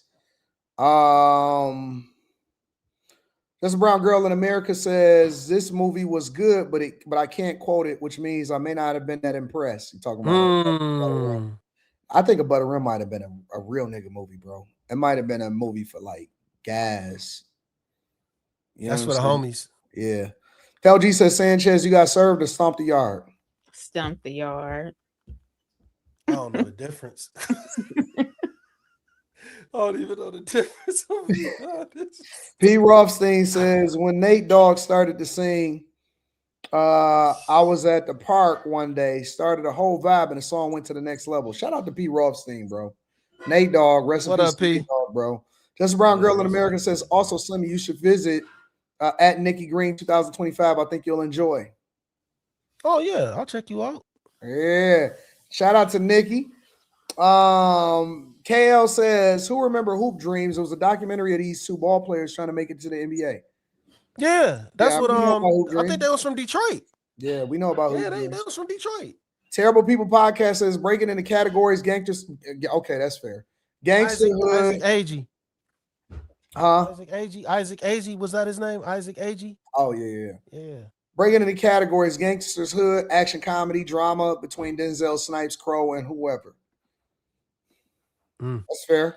It's a lot, though. KL says stop the BS, do the Denzel topic for the following weeks. You might have to get this nigga a month. Enzo Ferrari says, y'all see the pic from Jack Harlow, new R&B album, Dressing Like Most Def, or Music Soul Child on one Twitter going in. No, I haven't seen it. I haven't seen it. Oh boy, Jack Harlow, he got too much going on, man. Yeah. He should just rap. He should just rap, man. They reinvent themselves. You know how it is, bro. Oh yeah, you already know. All right, let me play this trailer from Poetic Justice. I think this is where Miss Sanchez is gonna shine. All right.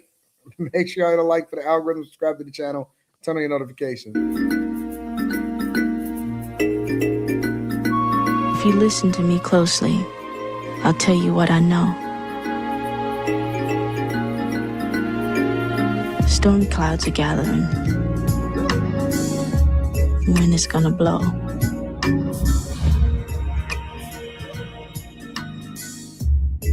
The race of man is suffering, and I can hear the moan.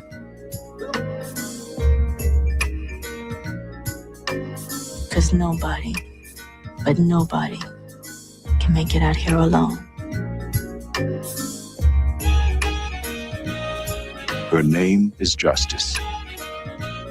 The only reason why I love you is because I was in the county jail. You sent me all them nice poems. To escape the violence of the streets, she needed the poetry in her heart. You've got to move on. There's another man out there somewhere. His name is Lucky. What y'all doing? Looking for some busters to jack. To face the madness around him, all he had was the music in his soul. Fate brought them together. This is Justice. Justice, this is Lucky. And you already know Chicago.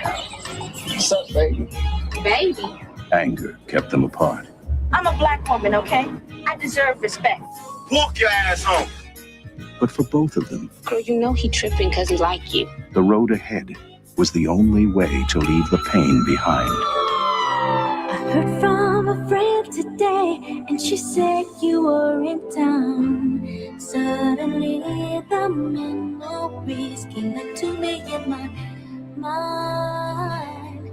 How can I be strong? I lost myself time and time. We don't need to see the whole thing. Yeah. We got it. We got the whole situation. I know Miss Sanchez gonna probably want to go last on this one. Oh yeah, we already designated that. Slimmy, you want to go first, or you want me to go first? I can go first. I will say, like, I didn't really realize how great of a movie this was. Like, you know, like, you just hear people talk about Poetic Justice, and in passing, you just like, oh yeah, that was, you know, Janet Jackson, Tupac. Nah, this was actually a really great movie, and I found myself like stuck in it because it was nostalgia of the times. It was just like before we had cell phones, you actually had to talk to a chick, man. There wasn't you had to approach chicks like you couldn't. There was no other way, and it just goes to show how dudes you had to be creative to really get a woman's attention. You really had to, like, it wasn't no just, hey, let me get your number type shit. It's for some guys, maybe that worked. But others, you just had to be authentic, and women liked you or they didn't. And this just goes back to those times because you could see, like, she was always, in reality, she always felt them. She always felt Pop. She always did. So it was just a matter of time when she was going to accept it. Because even when she thought she was like, she complimented him immediately when she met him. And she whispered in his ear, you want to taste my punani or whatever. And she was trolling him. She was smelling. Yeah, she was trolling him though, but she still recognized him as somebody who she looked at physically. Physically, she was attracted to him from the start. From the start. Now, she didn't know who he was, so she just like, But I will, before I get into that, it is so many aspects to this film that are incredible. Because it starts off, when the movie starts off, you hear Q-Tip. And then you see Q-Tip, and he's gone. And that sets the precedence for the whole movie and the character development of Janet Jackson. Justice, excuse me. It sets the whole precedent for her character development. She's bitter, she's angry, she's upset at the world because the man that she loved got taken from her. But it also made her think like, I'm not dealing with nobody in the streets no more, because he was a hustler. Damn, you took all my talking points. Oh damn! No, you good, you good, you good, you good, you good. But see, it did. This movie is incredible in so many different ways because she's eclectic, but yet she's still talented in the aspect of being able to relate to people who are still in the hood. She's not somebody who just kind of like is in the hood and just like down talks on people. She understands people, man. She's one of the homegirls. You know what I'm saying? Like, she's somebody who you could picture in that once you get to know her, she's somebody who you can actually kick it with. But it just goes to show how shielded women are from the trauma that they felt. It's a lot of, man, this movie is about self-reflection. This movie is about way more than just Janet Jackson reading poems. This shit is about what real life human beings go through when they lose somebody that they love, how that affects their life going forward, how they go into relationships going forward. And all this shit took place in one motherfucking day, or one or 2 days. This movie is incredible. And I'm glad that we had to watch this again, because I would have never really realized how incredible this film was. The character development for Regina King was just how she came full circle and realized how she was ruining her own life, being an alcoholic, being a woman that was an alcoholic and struggling with that shit. And then she's sitting there, the women is sitting there talking to her, and she trying to fit in with the women by saying she's married, knowing that she don't even like the dude that she with. But she doesn't, it's still a time of shame. It's still shaming going on where you still want to make sure you got your act together for people that you don't even know, because you don't want certain public perceptions put on you. It's a lot of messages in this movie, man. Then Pac all that thug shit was gone. He was a regular dude. He was a regular dude that worked at the post office. He was a silly dude. But it goes to show, like, when you see your homies, or who you think is your homies, really going down the wrong path with folks, you got to cut them loose. Now, he did it the wrong way by leaving dude stranded, but yeah, he cut him loose. Dude hitting on a chick, even though she was out of line. Like, yeah, it was all there, man. But Guy Torrey, or was that Guy Torrey? That's Joe Torrey. That's Joe Torrey. Chicago. He was terrible, man. He was a funny dude, but he was terrible, man. He just. Oh man, I don't look at it. See, this is where we're gonna disagree. Why was his booty so big though? No, he was what? What? Just from a female, his booty was big, and them jeans, he standing up, he had his shirt tucked in. What? He had a big booty slim in. Whoa. Why was you worried about that? Me, I was paying attention. Excuse me? Wait. Wait. Of all the things of Poetic Justice that you could have noticed. I noticed his booty was big. I love this show. Man, I don't even know what to say about that part, but Jesus. I'd have lost my damn train of thought. That shit was so fucking random. What? Why was his booty so big? Man. Damn, I was on that. Oh, yeah. But Pac was just a regular dude. You know what I'm saying? So it kind of was, it was a totally different take from Above the Rim and Juice. And it just showed the range that he had, because he was still a regular. He was silly. He was funny.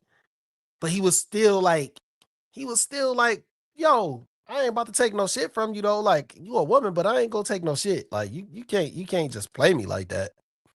And it was so many turns that movie took for them to get to knowing each other and liking each other. But the fact that he had his baby mama's house and her other baby daddy is there and they didn't jump somebody in that bitch because she was a hoe is just nasty work. That is just like horrible.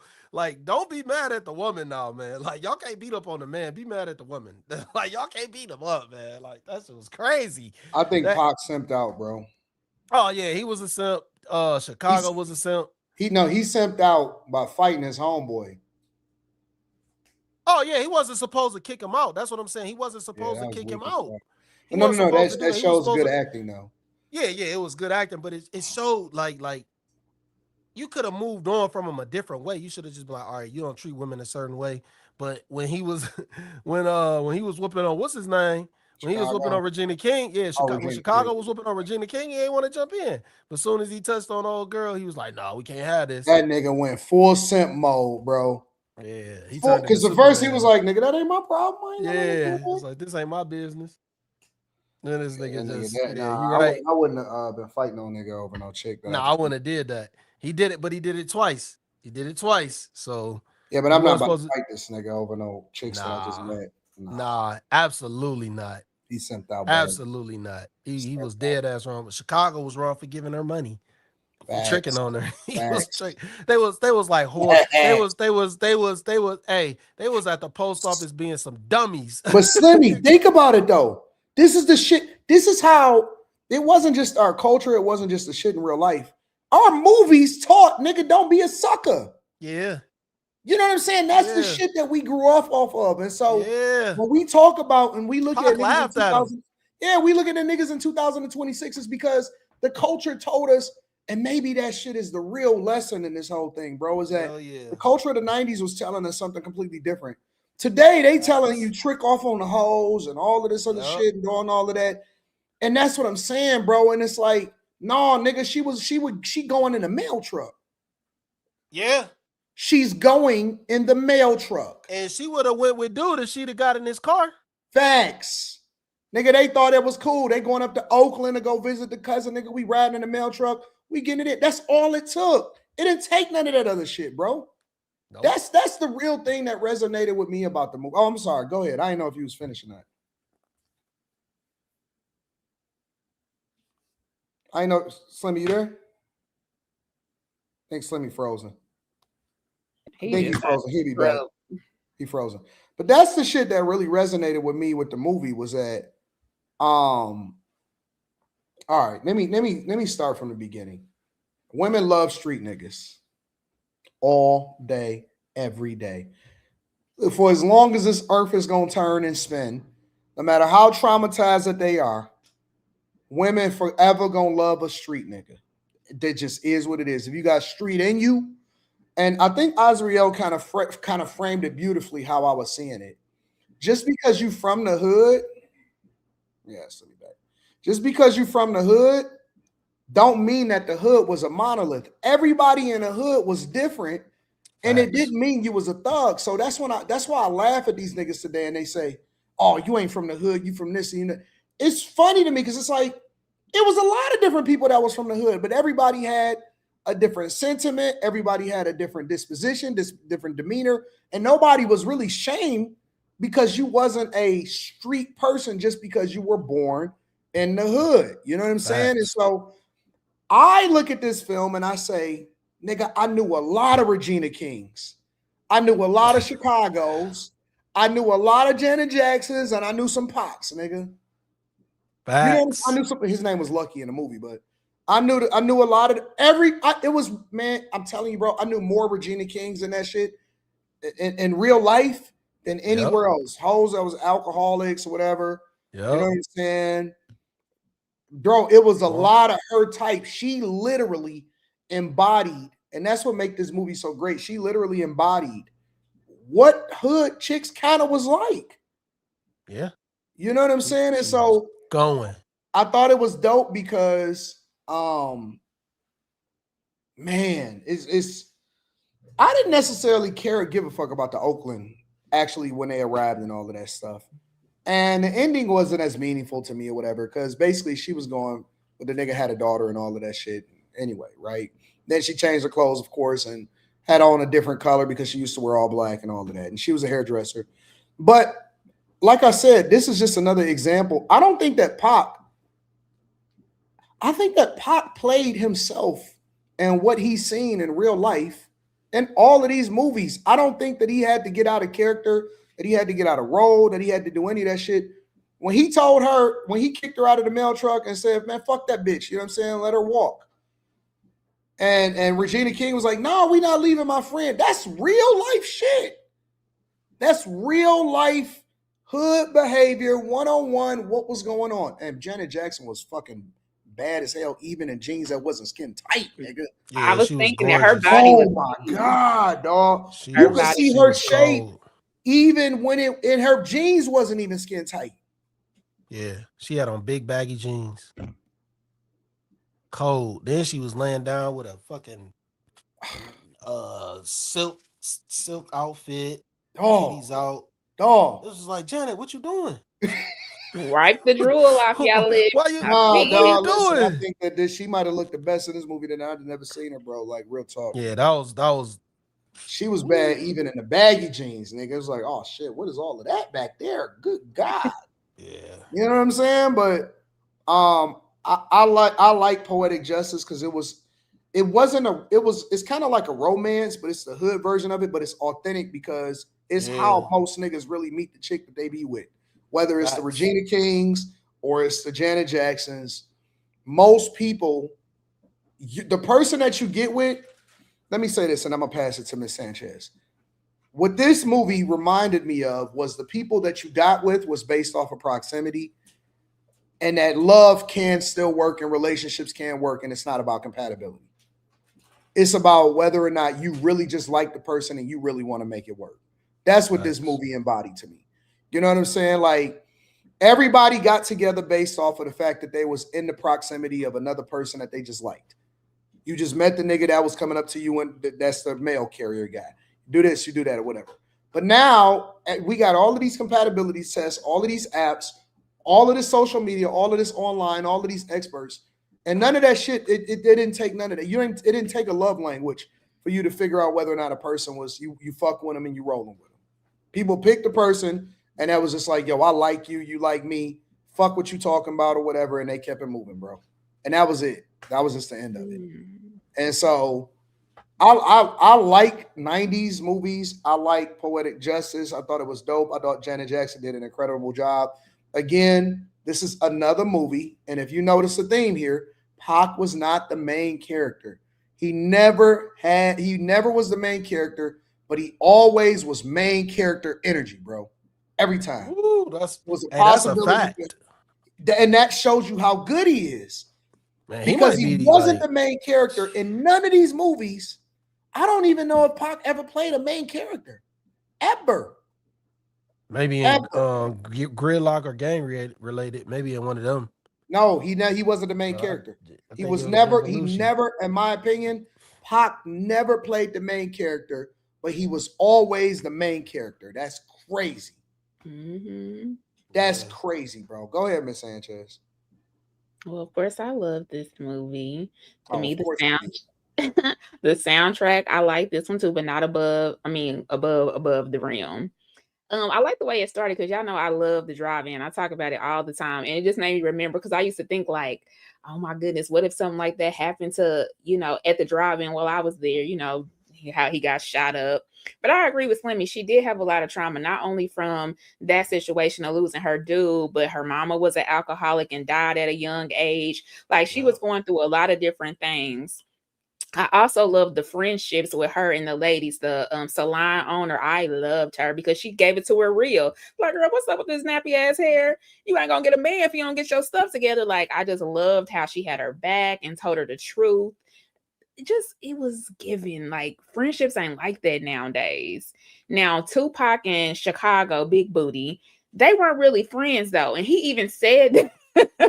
He just said we co-workers. So they were cool at work. Stop. But they weren't really like Janet and Regina was. They weren't like that type.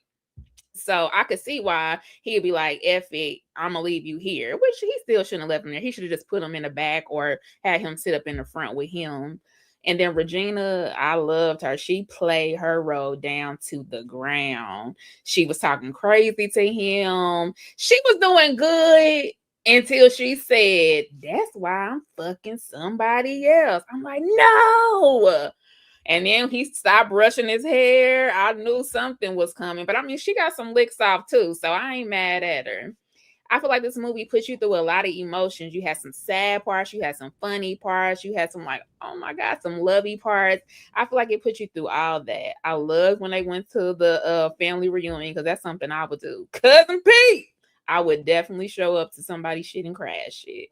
It was just funny to me. I just love this movie. I love Tupac's role too. Like, he was a very good dad. Like, they showed him in a different light, not just a gangbanger in the street. They showed that he cared about his daughter. You know, he wasn't trying to be in the street life. He was trying to help his cousin and him get out with his music career. Like, they just showed him different, and I love that. Like Slimmy said, it was crazy that they shared the same baby mama. I feel like it was good the two baby daddies got along, but then she come out, this lady ain't cleaned up a thing. She really was moving the paper like this. It was 17 pizza boxes under the table. Girl, you didn't clean up a thing. Then you go into the room, she in there with a man doing drugs, and while her kids and both her baby daddies is out there. I can't remember what they said to make them fight them, but hey, they jumped them. That's what I'm talking about, teamwork. But I just love this movie. I love the ending because she didn't take it to heart when he teamwork. Yes, it was teamwork. No, they was never supposed to put their hands on that dude. Well, he got out of line. And instead of the other baby daddy letting Tupac fight him alone, he was like, I'm gonna help you out, bro. Teamwork, I like that. And the ending to me was just like, you know, because he got upset with her, which he was just emotional because he lost his cousin, you know, and he tried to blame it on her, which really he should have blamed it on old boy because that took time out of the trip too. So when he came back, she didn't hold a grudge. She kept her heart open. And you could tell he did something to change her because at first she was in all black. She was wearing this little crusty hat. Like, she wasn't giving people the time of day. She was gloomy. And then their interaction changed her. She put on her little cut up top, tied her hair up, put on some lipstick, went in like she was laying, like you said, laying in the bed with her bra all showing. Because in the beginning, she was in sweatpants and a long nightgown, looking a mess, eating popcorn. So he changed her. She had a vibe with him. And to me, honestly, I really think they had some kind of chemistry for real, it seemed like, but I don't know. But the ending just, you know, she didn't hold a grudge. She was waiting for him to come back, took on his daughter, which is hard for a lot of people to do. And you know, I mean, I feel like they did a lot of crazy things in front of the kid too. Like, he called her mama a tramp in front of her, drinking a big, what was that, a 40 ounce, kissing her all sexy, Janet Jackson in front of her. I mean, some of that stuff could have been changed, but overall, I love this movie. I think everybody acts really well. It was good. One thing that people, I don't know if y'all remember this. There was a rumor, I don't know how true it was, that when this movie was out, when it came out, Janet Jackson had requested that Tupac take an AIDS test, take an HIV test before she actually worked with him. That wasn't no rumor. I don't know if it was true or not. No, that wasn't no rumor. I seen Pac say that out his own mouth. Oh, did he? Yeah, he said that out his own mouth in the interview he was on when he was promoting the movie. And I think he was on Arsenio Hall. Don't quote me on that, but Pac said that out his own mouth. He was like, Pac said, he was like, yeah, man, I had to take a HIV test for this. And I'm thinking, like, we ain't gonna be fucking or nothing, are we? And he ain't said we ain't having sex. Yeah, Pac said that out his own mouth. That wasn't no rumor. He said that. Yeah. He said that in an interview on like a late night show, like on a late night show or whatever. Yeah, Pac said that. That's why that's why I got out. And my little chat friend in here said that the Mexican dude that I was talking about was actually Janet Jackson's husband. And I think I do remember somebody saying that. I think it was in a let me look it up. I think I do remember a documentary on her that I watched, and that was her husband. I'm about to look it up and see. Wow. Oh, that's crazy. The question I got for y'all though. Okay, so remember, Tupac said this wasn't my friend, this is just a nigga I work with. Now, was he saying that because he was mad at him and he was simping out, or was that really not his friend? I don't Talking think about when they was in the post office or when they was in the truck? No, when they was in the truck.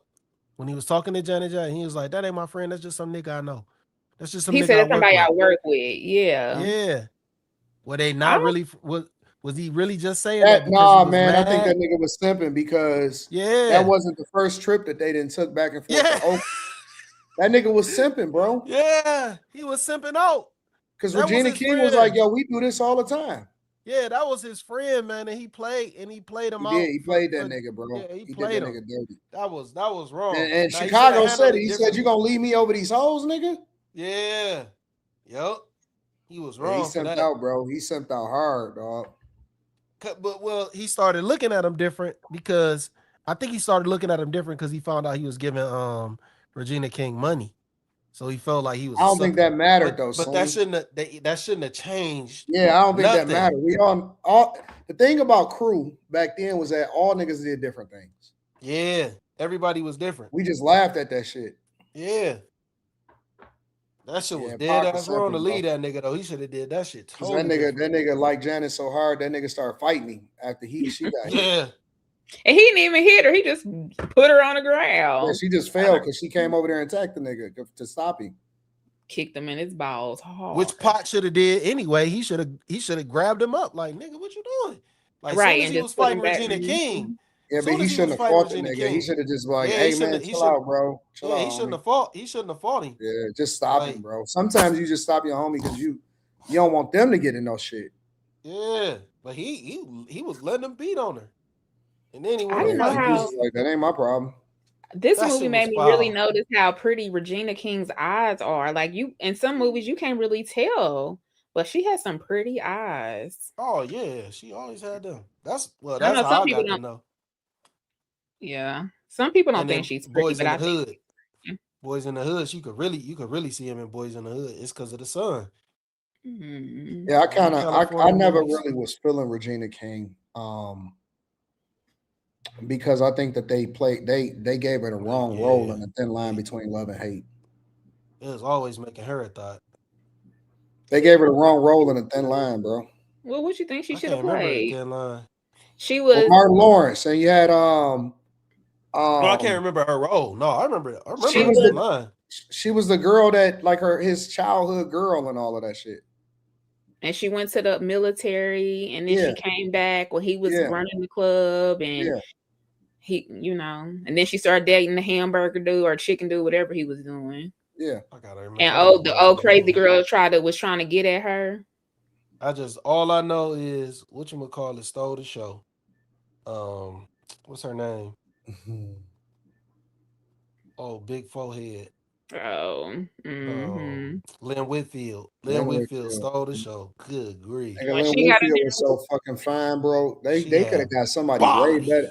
I was like, nah, you can't compete. You can't put Regina King next to that, dog. That's not fair.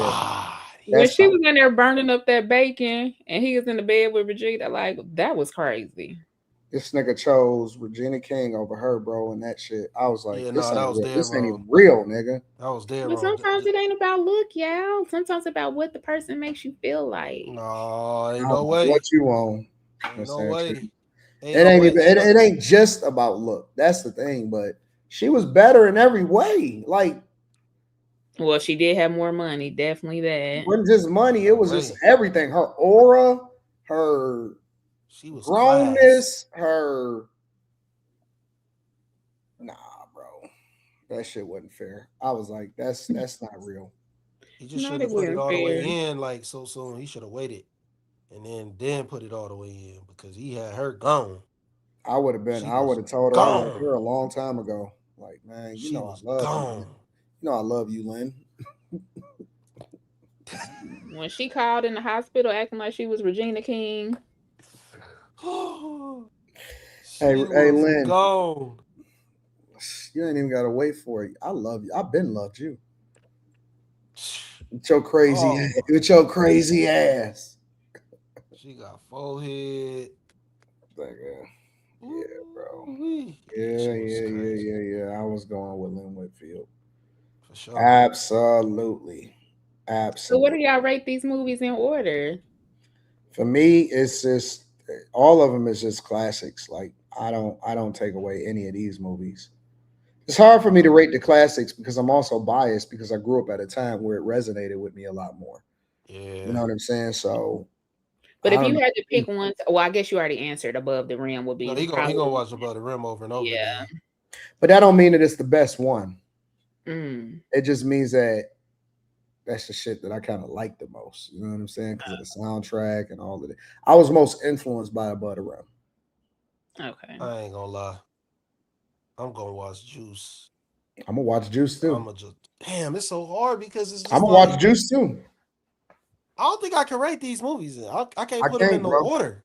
I can't I either. wouldn't rate It just them just. depends on the mood that I'm in, bro. To be honest with you, it really just depends on my These mood. are incredible films because you can't overlook. Man, we didn't really speak on it much, but you can't overlook that motherfucking the essence of that cookout scene in Yeah, Poetic Justice. yeah, it was real. That It shit looked was like it was a real man. fucking cookout, and they just I brought a think that was camera. I think that was a real It cookout. looked like it was a real cookout. It didn't look like it's no acting in that shit. It made me want to go to a cookout. Cause that's how the hood used to be. That's how black people and family used to be, man. It wasn't all of this new shit that we got going on right now, man. It was different back then, bro. It was a That shit whole was nother vibe. It organic. was a wave, nigga. Kids I wanna playing know. outside. You know what I'm saying? Like it was just, it's always a wave, man. But nowadays, this shit didn't turn crazy, dog. Yeah. Let me see if y'all noticed something about Pac in every film. What was he doing in every film? Every film. All three of them. All three of them. It's just a remembrance of the times. All You three gotta give me films. more. Give me another hint. I can't. You see, I've been running them together all day, so But it's in all three films. that he did. Somebody got it. Somebody said smoking. Oh, Yep. smoking. He was smoking a cigarette though. It's just He was smoking a juice. Yep. He smoked at every film. He did say, go in there and give me some cigarettes. But no, that was Raheem that said that, I think. He was smoking in every film. I don't remember. I love his I remember Q smoking in juice because he was in the bed and he was smoking some trees after he was with the girl. Oh, maybe he didn't smoke in juice. I don't think he smoked. Maybe okay. He just okay. That was Q. Q smoked with the chick after they was laying in bed. Because I remember it was at I think it was Aaron Hall. No. They say when he was getting questioned, he was smoking. Oh yeah. So he smoked at every film. Yeah. It's just a you couldn't really get away from that shit. Pac was a chain smoker. But there's a thing. That's when you could smoke anywhere back then. Yeah, you can. It wasn't. But I think wasn't you could until smoke like on 2000. Yeah, everybody smoked everywhere back then in the mall. I remember they used to have the things, the ashtrays in the malls, and every mall there used to be the ashtrays where you could just put your butts out on them, and it was like rocks. It was like the sandy thing, and like it would be full of butts. But there's countries that they still like that at. When I went to, I think it was Romania, Bucharest, they still smoke like that. Man, they gotta stop that shit. Crazy. I'm so glad we got away from that. I'm so glad we got away from that, man. But speaking of smoking, did y'all see that salon owner smoking a blunt in her own salon? I liked how that was a rolled cigarette. That was a rolled cigarette. Brown? Yeah, that was a rolled cigarette. The steel. Why was she smoking in here? Who want to walk out with their hair done smelling like that was cigarettes? normal, man. I'm telling you. You smoked everywhere back then. It was just a smoke. It was smoke. You like they don't smoked remember on that shit. Airplane. You smoked. They literally smoked on a fucking tube on an air, like a big old encapsulated tube on the air. It was not uncommon to get smoking on an airplane. Everywhere. You smoked everywhere. It was a social thing. But she was a good business. Her little business plan. Some salons need to take that. She had daycares in there. Like, yeah, come drop them little kids off. I love that. What up, celebrity? What up? What's up, everybody? Chilling. What's your thoughts? Damn, the sound just went out. What happened? Probably because Slimmy dropped off. I can't hear nothing. You gotta leave and come back. Leave and come back. There you go. I don't know what's up with this streamer shit where it's off, where it does it. Mm-hmm. And I'm gonna bring Slimmy up in a second once he come back up. Because his sound went off when Slimmy went off. Yeah, but then when he come back, you might have to leave Slimmy in the back because I don't know. Well, no, I'm gonna bring him up first, and then I'm gonna bring Slimmy up, and then hopefully it'll. Oh, okay. So there we go. All right, I'm gonna bring him up. Then I'm gonna bring Slimmy up. Can y'all hear? Yeah, can you hear me? Oh, Slimmy, you can't hear? I gotta come back. Okay. So let me see when he. Can you still hear me, Celebrity? Yes. All right, go ahead. What was your thoughts? Tupac had a couple scenes in Juice smoking, but that ain't what I came up for. Anton, I just put my number in the back chat, and I just wanted to know if I could holler at you offline about something. All right, what we talking about? I really don't want to say it on here, but I think you would be interested in what I want to tell you. All right, bet. Yeah, I'm gonna take your number down. Appreciate it. How you doing, young lady? Yeah, I got it. I got it. Appreciate it, bro. Yep, I got you. All right, peace, everybody. All right, bro. Bye. Once Slimmy come back, I'll bring him up now. I wonder what that is with Slimmy's. I wonder if he's using a wrong browser or something like that. Well, he on his phone now because his computer is in the shop. So maybe it could be the browser on his phone. It could be.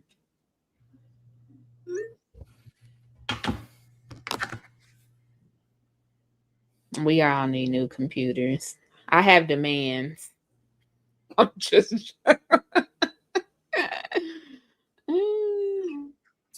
Thank you.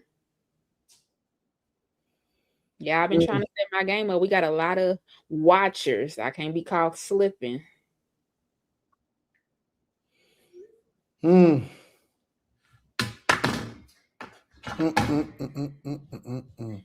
when Slimmy come back up, we're gonna figure out what the next set of movies is. I won't be here, Anton. I am not expensive. Your car? What you mean you're not gonna be here? So I'm leaving out of town to go on a work trip, and my flight is back Sunday. I won't get back here till 9:00. Oh, all right. We'll figure something out. Slimmy, Miss Sanchez says she's not gonna be here next week because her flight, the time that she fly back. He still can't. Sound. You don't got no sound, Slimmy? He knew. He already knew. But I feel like y'all do good.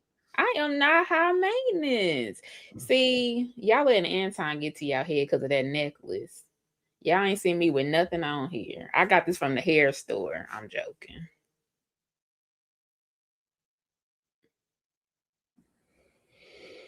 Look, your car said a 9:30 show.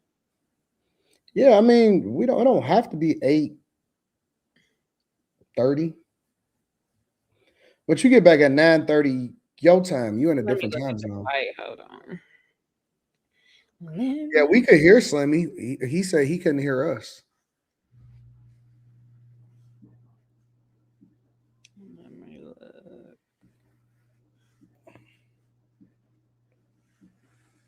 Are y'all gonna, if y'all do stream, maybe Molly will take my place this time. Molly, I know you watching because you text me.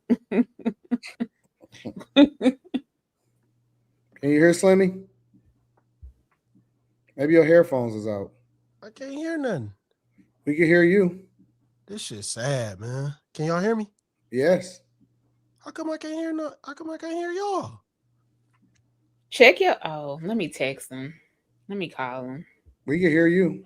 We could definitely Hold hear on. you. Nah, this something with the settings. We could definitely hear you. Shit.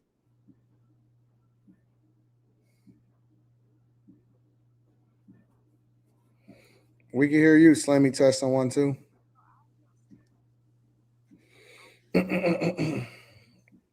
Yeah, it might be. It might be his settings or whatever. I don't know what that is. What'd you say? Can you hear me, Slimmy? Test on 1, 2. Test on 1, 2. And let me read some of the super chats while y'all. All right, hold on. So, BK Finer says my most favorite soundtrack from Poetic Justice is 1 in a Million. Yeah, that's Aaliyah. Shout out to Aaliyah. 1 in a Million. Funk Your Baby, 1 in a Million. Listen, it drives you wild. Pete Rock at the time was extremely on point. Tell G says Malibu's Most Wanted, 8 Mile and The Mask, an all-white movie review. Can you hear me, Slimmy? Yeah, I can hear you, man. I don't know what just took place, man. You got a delay now for some reason. Swear. Say something. Yeah. I heard it. I heard it just. No, you it's catching up. You good now? You good now? Catching up. Yeah, you good now. Oh, it's all good. Okay.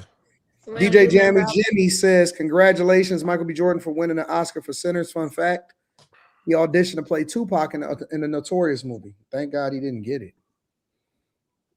Keon Bell says, "Hate to get on y'all nerves being a broken record. It would be cool to get a review on the old episodes of The Twilight Zone, Obsolete Man, Season 2, Episode 29.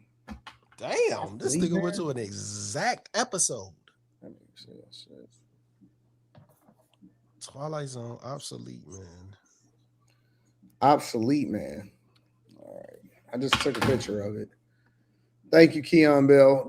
P. Rothstein says Juice is a movie where Samuel Jackson coined the phrase snappy nappy dugout. Yeah, I remember that. Jay the Legend Sports says Kanye West gave Jimmy Fox all his hits. Yeah, that's what I'm saying. Marvin Gaye, some Luther Vandross, Little Anita.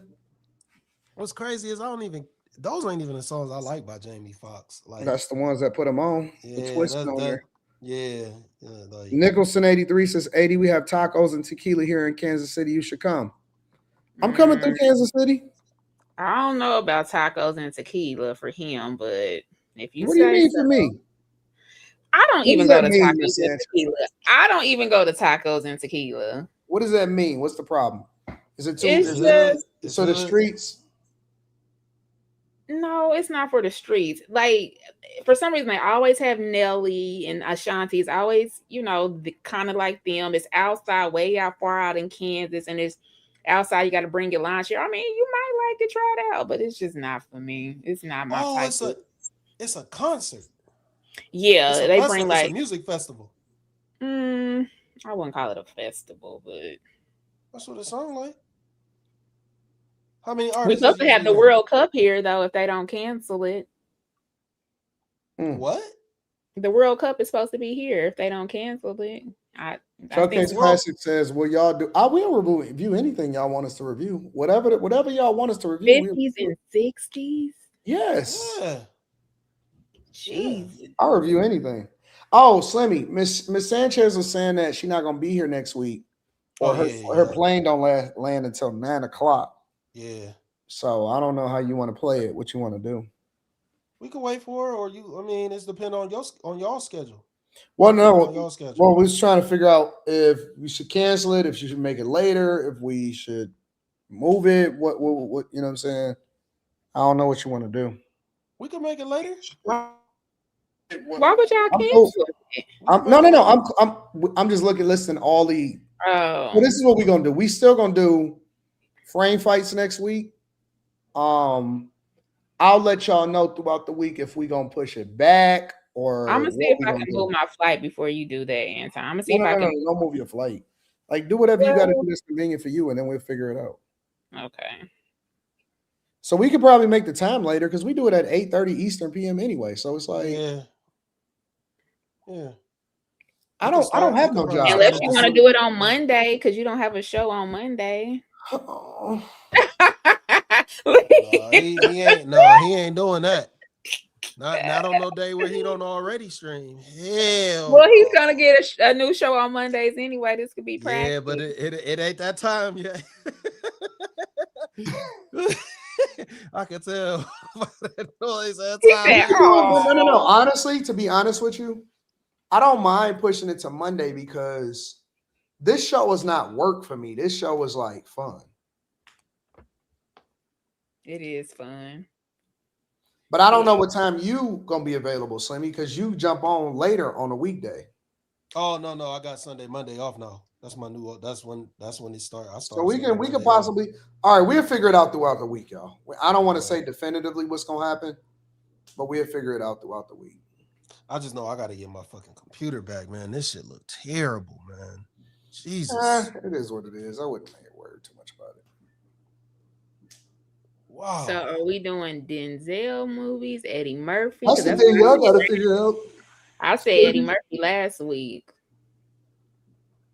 I'll let y'all kind of figure it out, but man, it's Eddie Murphy like Denzel shit. You got so many damn movies to pick from. Trading you do Places, got a lot of movies, Golden bro. Child, Metro. Golden Child, you know that was gonna be my shit, pick. Ooh, that's Golden Child, one of my favorite movies, man. I love almost all of Eddie Murphy's movies.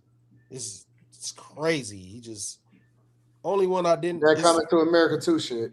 No, not that. Absolutely not. That's garbage. No. I'll never watch. I didn't finish that, and I'll never watch it again. I refuse to watch that shit. I don't blame you, and I shouldn't have started it. I should have just left it where it was at, and I was just like, "Yo, what's going on?" Eddie. They liking Eddie. They giving. We could do it. Let's do Coming to America, Golden Child, and a funny one. Nutty Professor. Nutty Professor or Norbit, whichever one. I don't care. I picked the one I like. All right, I'm about to bring somebody up. Slimmy, tell me if you affected. I should be cool now because I'm on the iPad. That's why I look so crazy. What up, DJ Ace? What's going on, Ty? What up, Slimmy? What up? What up? Sanchez? Hi. Can y'all hear me pretty good? I'm chilling, bro. I'm just chilling. Just watching the comments, listening to everybody's review on the movies and stuff. Yeah. What do you think? Do you think we should do an Eddie Murphy one next week? That would be lit. That would be kind of cool. Eddie Murphy got a lot of movies you can choose from. Yeah, for real.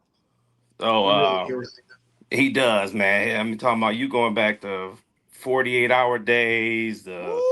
Beverly Hills Cop. Man, we talking. You know man. He got too many, especially start from the 80s. You know, everybody loved Harlem Nights, of course, but Life. Oh, him and That's Martin the one, Lawrence. bro. That's the it. one.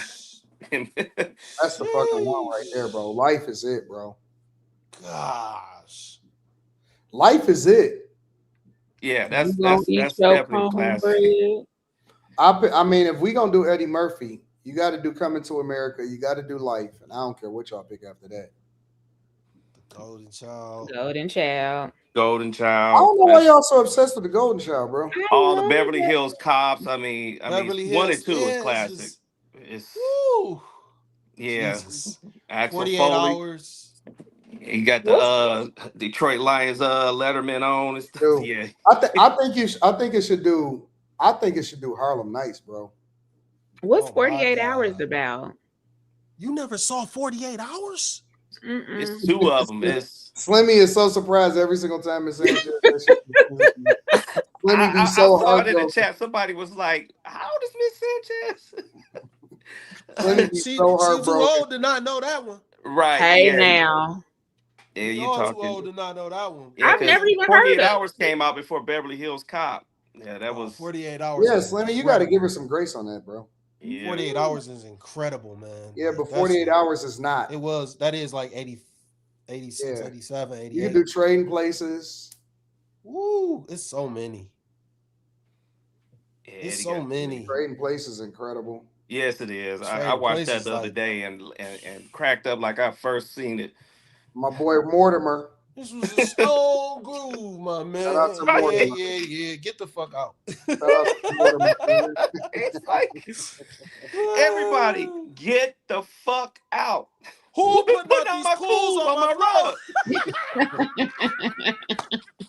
rug? Man, that is classic, dude. Oh my God, I love that movie, man.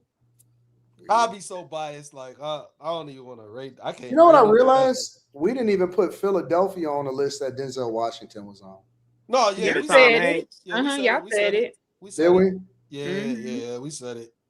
Oh man, Philadelphia is crazy. You said it we said it almost at the same time. Yeah, Philadelphia is crazy. I'm trying to think of the one where he was that's Bone Collector where he was like a paraplegic. He was in the hospital bed. Yeah. Actually, I don't think we should do Eddie. I'm gonna be honest with you. I think we should do straight hood movies. I think we should go Menace to Society. Oh shit, back to back. I think we should go Menace to Society, Boys in the Hood. And what else was Oh, you gotta go. Whatchamacallit? Whatchamacallit with Dead Wesley President. Snipes. With Wesley Snipes. What? With Wesley Snipes? Wesley Snipes is New Jack City? Yeah. Yeah. He That's a was good pick. he was a motherfucker in that Good movie. pick. Walk That's my a good man out pick. with that shotgun on his head. Now you will give up these apartments. That is a very good pick, bro. That's a good pick. I don't Yeah. know if that's What's the best hood classic? I think we should go with hood movies, bro. Y'all always leaving me out. I'm joking, y'all. I'm joking. Menace to Society. All right. You got to put some Boys scream in in there the for Hood. it. New Jack City. You got to put some New scream Jack in there for it. We'll watch Scream 6. We already watched it. We had a whole Scream week. Yeah. Hey now, DJ coming up here messing with me. We did do it. We'll make you feel good. I like New Jack City though. Hayes did his homework. They keep saying New Jersey do Drive, exactly bro. what you. They keep saying New Jersey Drive. New Jersey Drive. New Jersey Drive. Oh, and that soundtrack was classic too. Yeah, New Jersey Drive got the best soundtrack was incredible. It was. Yeah, that got the best soundtrack. The soundtrack was longer than the movie. It was 2 discs. Yeah, man. Yeah, it was. Man. Woo. I like all about my On a fatty. Benz or a Beamer. Outcast joint was classic. Yeah, it was. I don't know, bro. Yeah, this up to y'all. I mean, I like that. Y'all can put whatever y'all want in the third slot. I think it's Menace to Society and Boys in the Hood. Oh, New Jersey Drive though, man. Yeah, man. That's gonna be tough. Yeah, who was in there? Donald Faison. Yeah. Heavy D was in there. He was. Yeah, he was. Yep. He's like, don't be coming around my spot with that shit. He sure was, bro. Yep. Heavy D The overweight was in there. lover in the house. Yo, man, midget. Yo, man, midget. This nigga was doing push-ups on a sink. Yeah. That nigga midget was Oh yeah, boy was talking about I'm scared of Roscoe. You need to be scared of your mom. That's just man. Y'all okay, so chat. Y'all want to do hood movies or y'all want to do Eddie Murphy? I'm gonna let y'all determine it. One day we gotta watch Disorderlies. I sent it. I haven't seen that. Oh, yet. Bad Boys. Ooh. Oh, that's so classic. Hey, my mom loved Disorderlies, man. I do not know why she loved that movie so much. It is funny though. It's but funny. Man, we used to watch this joint at the crib like over and over and over again. See more people saying Eddie than anything. For real? Eddie had a lot of They saying do Eddie than the Hood. See, some people saying Hood, but seem like more people are picking Eddie. You want to do a poll? Yeah, that's what I was gonna poll. say. Y'all do a poll. Yeah, if we did Disorderlies, I would do it with something that kind of was similar like Baps, but that's just me. Because I can't think, because it's kind of like the same almost a little bit with the white man. I know what you're saying. Yeah, with the white man. It's like a parody. It's almost like a parody classic, like type of deal. Yeah. Oh, Baps is crazy. Yeah, it's Marlon Brando. Was it? No, who was that? That was Black African Princess. Baps didn't do nothing for me, bro. Yeah, that's what Halle Berry. Baps did nothing for me, bro. Really? Who was in there with Halle Berry? Who was in that? Who else was in the that? girl from Don't Be a Player. How to Be a Player. I forget her name. I forget her real name. Hold on, man. This shit gonna drive me crazy. This shit is split, bro. For real? 50%, 50% so far. Man, that's crazy. Hold on, Baps. It's 50-50, literally. That's crazy. It is literally 50-50. We need a tiebreaker. It's 51%, 49% right now. Natalie. What's her name? Wow. They go with the hood, ain't they? Hood buggers want the hood movie. I have never seen it literally 50-50, bro. It's crazy. Ain't like some Menace to Society. That was classic though. Menace to Society is the realest hood movie I've ever seen in my life. It seems like they like us watching older movies than the newer movies. That's a fact. That's true. Mm-hmm. What's crazy though is I remember going to see Juice when it came out in the winter of it was late 91 or early 92. I was a senior then. We went to the Americana to see that. And you remember the Americana? Yeah. Oh man, the Deaf Center. That's yes. I call that The movie theater was so packed. We sat in the front row. We looking up at the screen like this. Like damn, we should have got here earlier. Yep. Right now it's 52% hood, 48% Eddie. 51% hood, 48% Eddie. Miss Sanchez, go ahead and vote. Nope, I'm gonna let the people vote. We give them what they want. People's Choice Awards. I can't see it, so we give them what they want. It's 51-49 hood to Eddie. Damn. That's crazy. Now it's literally 50-50. That is crazy, man. Never seen it this close before. That's crazy. Look at Josh talking about, come on, y'all vote. Growing up in the hood. Because it's been 50-50 since I first launched the poll. It's 120 votes, 123 votes, 51-49. Damn. Look like the hood gonna win out. Jason's lyric and Belly. Damn, I forgot about the hood is definitely gonna win out, bro. Yeah, it's 53-47 now. Oh yeah, they're going. Keep on voting, y'all. I'm gonna wait till it gets to 150 votes. Once it gets to 150 votes, I'm gonna conclude it. It's at 136 now. Do all Master P movies. No. Absolutely not. Well, hold on. No. Hold on. Master P. I got the hook up. Master P acted his ass off in Lock Up. I don't remember that. Locked Up. I'm gonna have to watch that again. Master P acted his ass off and Locked Up, bro. I gotta see that. The minute it gets to 150 votes, I'm gonna end the poll. So 148 now. The hood that took me under. The MC8 growing up in the hood. All right, there's the results. 51% for the hood, 49% for Eddie. Like the hood come to the hood. Close. Things change. You gotta watch hood movies next week. That was the old N1 commercial. They was talking about. Look at Anton. Don't be smiling. I didn't tell people how to vote. I didn't tell people how to vote. I just put it up there. Y'all said put the poll up there. I put the poll up there. Yeah, you was cheesing too hard though. No. I love Sugar Hill. Sugar Hill. That was good. I love Sugar Hill. We're gonna have to get a list of all of this shit that they suggesting to us. Damn. This shit crazy. All right, y'all can pick the third movie. We going Boys in the Hood, Menace to Society. What was New Jersey. He said I cut it off is not fair. It was the same the whole way through. The other one thing, no, I wouldn't say that. Oh, who know that half man, half amazing? Oh, salute to you, Jay. You know exactly who I was talking about. That's because your car wanted us to do Denzel movies. Your car wanted to do Denzel? Oh, yeah. South Central was good.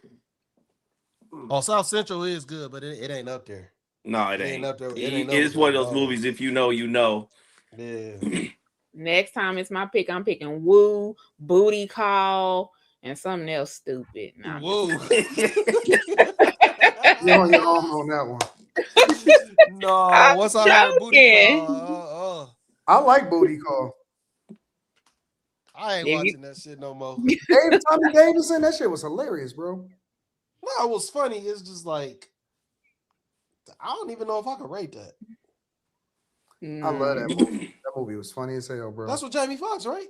Yeah, Jamie Foxx and Vivica Fox and that was other that Tamala? Denise or something. I forgot what her name is. I don't remember what her name is, bro. She was just wait.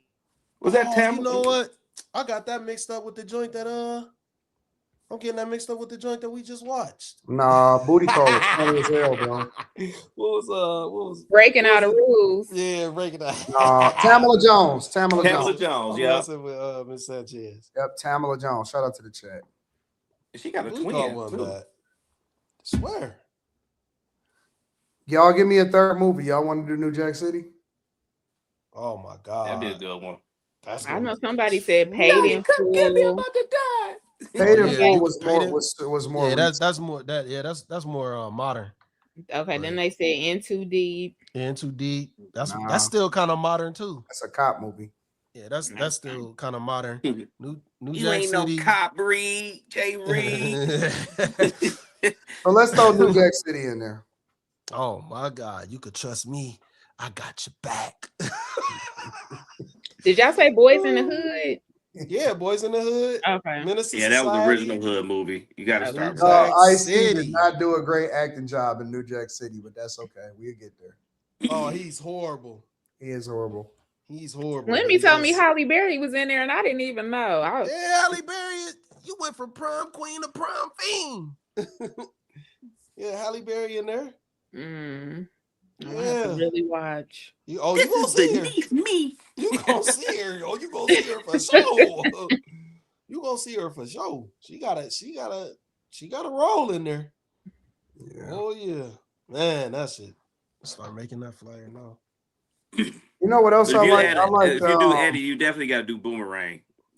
We did it. You did. That's right. Y'all sure did. Yep, y'all did do a. Yep, we did Boomerang. Yeah, you sure did. I like Christopher Walken and King of New York. King of New York. Yep. King of New York. Christopher Walken, Frank White. Lawrence Fishburne. That's where the Frank White character came from. That Biggie It used. is. It is. Lawrence Fishburne was his right hand man. Yep. Damn, I gotta watch that. You ain't never seen that, Slimmy? No. Shit. Yeah, King of New York is flat. I can't remember that. King of New York is it, bro. Damn, I gotta see that again. Yep, it's a monster, bro. I love it. Yeah, I like The Godfather. I don't know if Miss Sanchez got it in there though. I watched The Godfather. I liked it. You know, The Godfather. I haven't Godfather seen it. is long as hell, bro. Yeah, you got to take a day out of your life to watch that. That's the 3 parts. Any movie that's like Slimmy 9 pick hours is of 5 movie. It hours. is. It's 9 hours. It's 9 hours, nigga. Was crazy when it was released on VHS. It was 2 tapes. It would go to an intermission. Yep. At the movies, they had an intermission. It was just that long. Yep. That's Jesus. insane. It is. Each movie is over 3 hours. Yeah. Yeah. If a movie got over 2 hours, they take an intermission and tell people to go use the restroom. And We then can they'll do start Godfather series 1 week.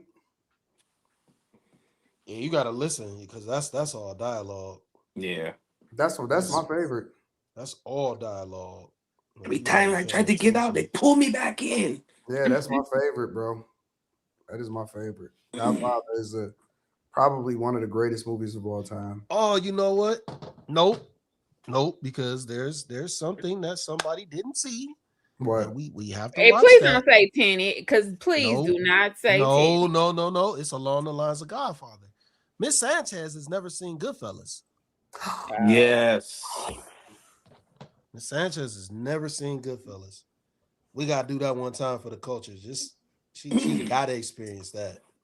And y'all can DM me movie, because y'all already having DM me movie suggestions. Y'all can still send me some, and then I'll send them to Slimmy. That could be my little job. We'll filter it out. So if you had me on Goodfellas is amongst the greatest mob movies of all time. Yeah, I think we should do mob movies next. Yeah, I'm with the mob movies next. I'm with that shit all day long. That's my favorite, nigga. Ooh, Yeah, you gotta go with the mobs. Mob movies is my favorite. We were supposed to do that shit 2 weeks ago. I'm with it. Yeah, that shit. Nigga, we can do like a Godfather, 2 weeks Goodfellas, Casino, the whole. Jesus. We can do 2 weeks of mob movies, bro, all day long. Mob Week 1 and 2.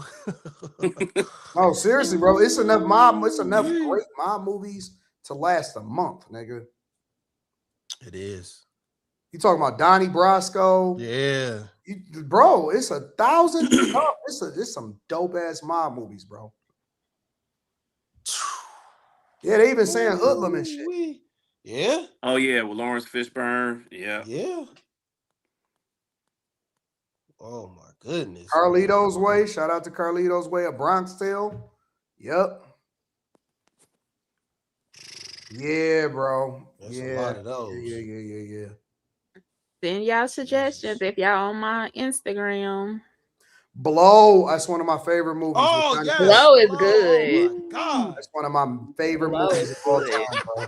the end blow my Blow, mind. but Blow should be along like the smoke, like the hot, like the dope movies, not mob movies. Yeah, it really is a drug movie. It should be a drug movie. It shouldn't be a mob movie, bro. It's a drug movie. Yeah. You didn't get any visitors today, Joe? What? Boy was so gone. He thought his daughter came to visit. Nigga, Pee Wee Herman was running work, nigga. Pee Wee Herman was running work, bro. And he was good too. We had some incredible films, boy. We do, bro. They got to step it up with these new shits, bro. They got to step up the film game. There's no reason why we should, with all of the technology and screenwriting and all of the shit, man, they got to come up with some good ass scripts and put some good movies. Because you got to remember, man, a lot of these, like the ones we just reviewed today, man, it ain't cost no money to shoot the movies. No. Hey, I'm gonna be honest. I don't think they was even. They just had good screenplay and storytelling. Sanctioned. They probably was just taking that camera wherever they went. Yeah, that's how you supposed to do it. Setting up shop. Shit. Yeah. What kind of shit making a way for you to do yours? Oh, I'm shooting me a movie. Okay, can I star in it? Not like star, but let's. I'm shooting me a movie all day long, bro. I can't wait to shoot my movie, bro. Is it gonna be a hood movie or you can't tell? I've been writing it. I actually been writing a movie script, and we gonna shoot that shit, boy. Nigga, I'll shoot that shit on the iPhone. I don't give a fuck. Right. Hey, I was just about to say that. A lot of people do that. A DJI gimbal and an iPhone. That's all you need. Yep, I might shoot that shit with an iPhone. That's it. The iPhone Pro. Yep. Pro Res, nigga, I shoot that shit. That mug is shooting 4K easy all day. Yep. That's a fact. All day. All right, let me read these super chats. You can shoot them joints with your Sonys. For real. I know, I can. I got enough equipment.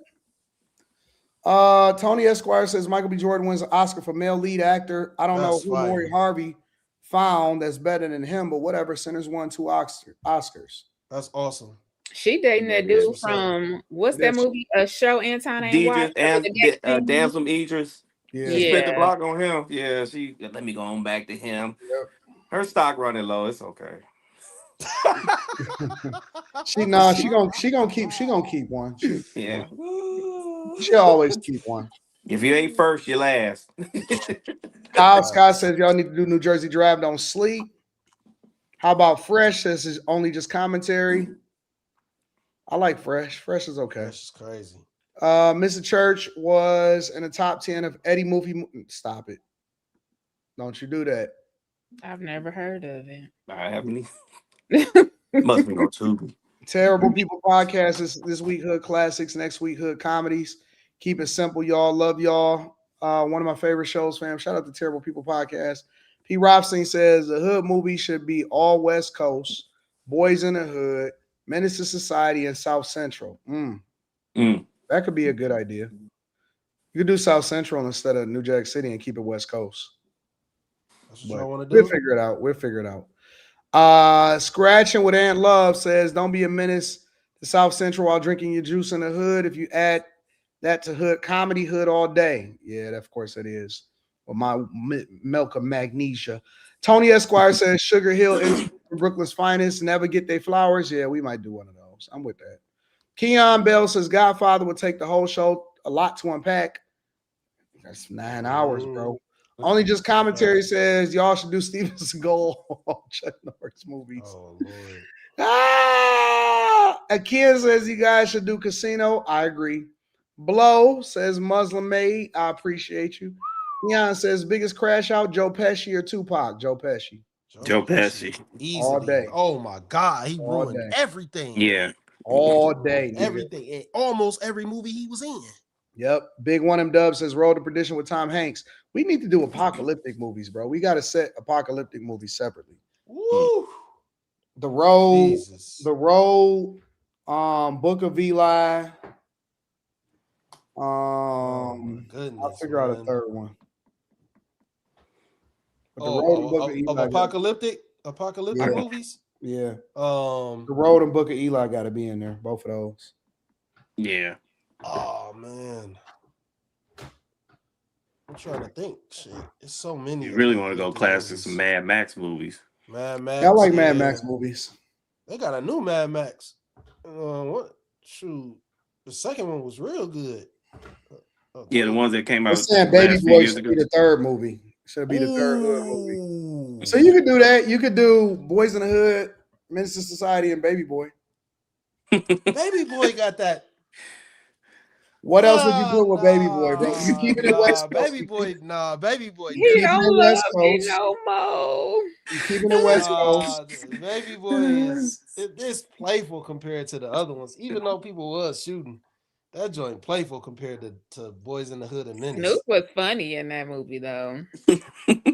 I feel like Baby Boy is along the lines of a parody movie. I don't know why. No, it's not. It ain't though. It's not serious, bro. Like, yeah, it's serious shit happened in Baby Boy, but I don't know why I feel like it was just like playful. Somebody said not. The only reason y'all don't watch Baby Boy so much is because of BET, nigga. Yeah, that's a fact. That's what it is. Yeah. That's what it is. And it got all those cuts and those edits in there that make it of the cuss words. Right, take away from the whole. Where they talk where they say all weird shit. Movie. No, if you just set it off. Yeah, like get to see old boy bouncing his mama around. You got to put set it off with like robbery movies, bank robbery. Yeah, New Jersey Drive. Yeah, you got to do set it off differently. You can't put set it off as just a hood movie. Yeah, it's got to be robbery movies. Yeah, set it off. What's the one where they painted their face? Dead Presidents. Dead Presidents. Yep, Dead Presidents. Set it off. I agree. Throw the town in there. Ooh, you talking about with Ben Affleck? Town is good. Mm-hmm. Oh, that's sick. Yep. Oh, we got some shit coming up. Where's the romance? Where's the love? We said Baby Boy. We just had love. Not romance. We just had love. Like we said Baby Boy. We had a whole. That's about as romantic as you gonna get. We had a whole. What we do on I mean, you could do no. You could do Brown Sugar. Ooh, okay. Love and Basketball and like Jason's lyric or some shit. Right? Wow. Oh my or God. You could do the one with Love Jones. Love Jones. Ooh-wee. I even like the one with Queen Latifah and Common. Mr. Right. Dead. Just dead. Right. Anton, get back. Right. Dead. I'll book a flight. Dead. That shit is trash. That shit is Swimming. trash. No. You know what? No. You might watch it again. I watched that show. I watched I pressed on that movie. I pressed for like 45 minutes on that movie. I said I can't take no more. Man, her cousin was scandalous. That's the basketball movie? No. Common was a basketball player. Yeah, Common is he can't be a basketball player. Man, that man fine in real life.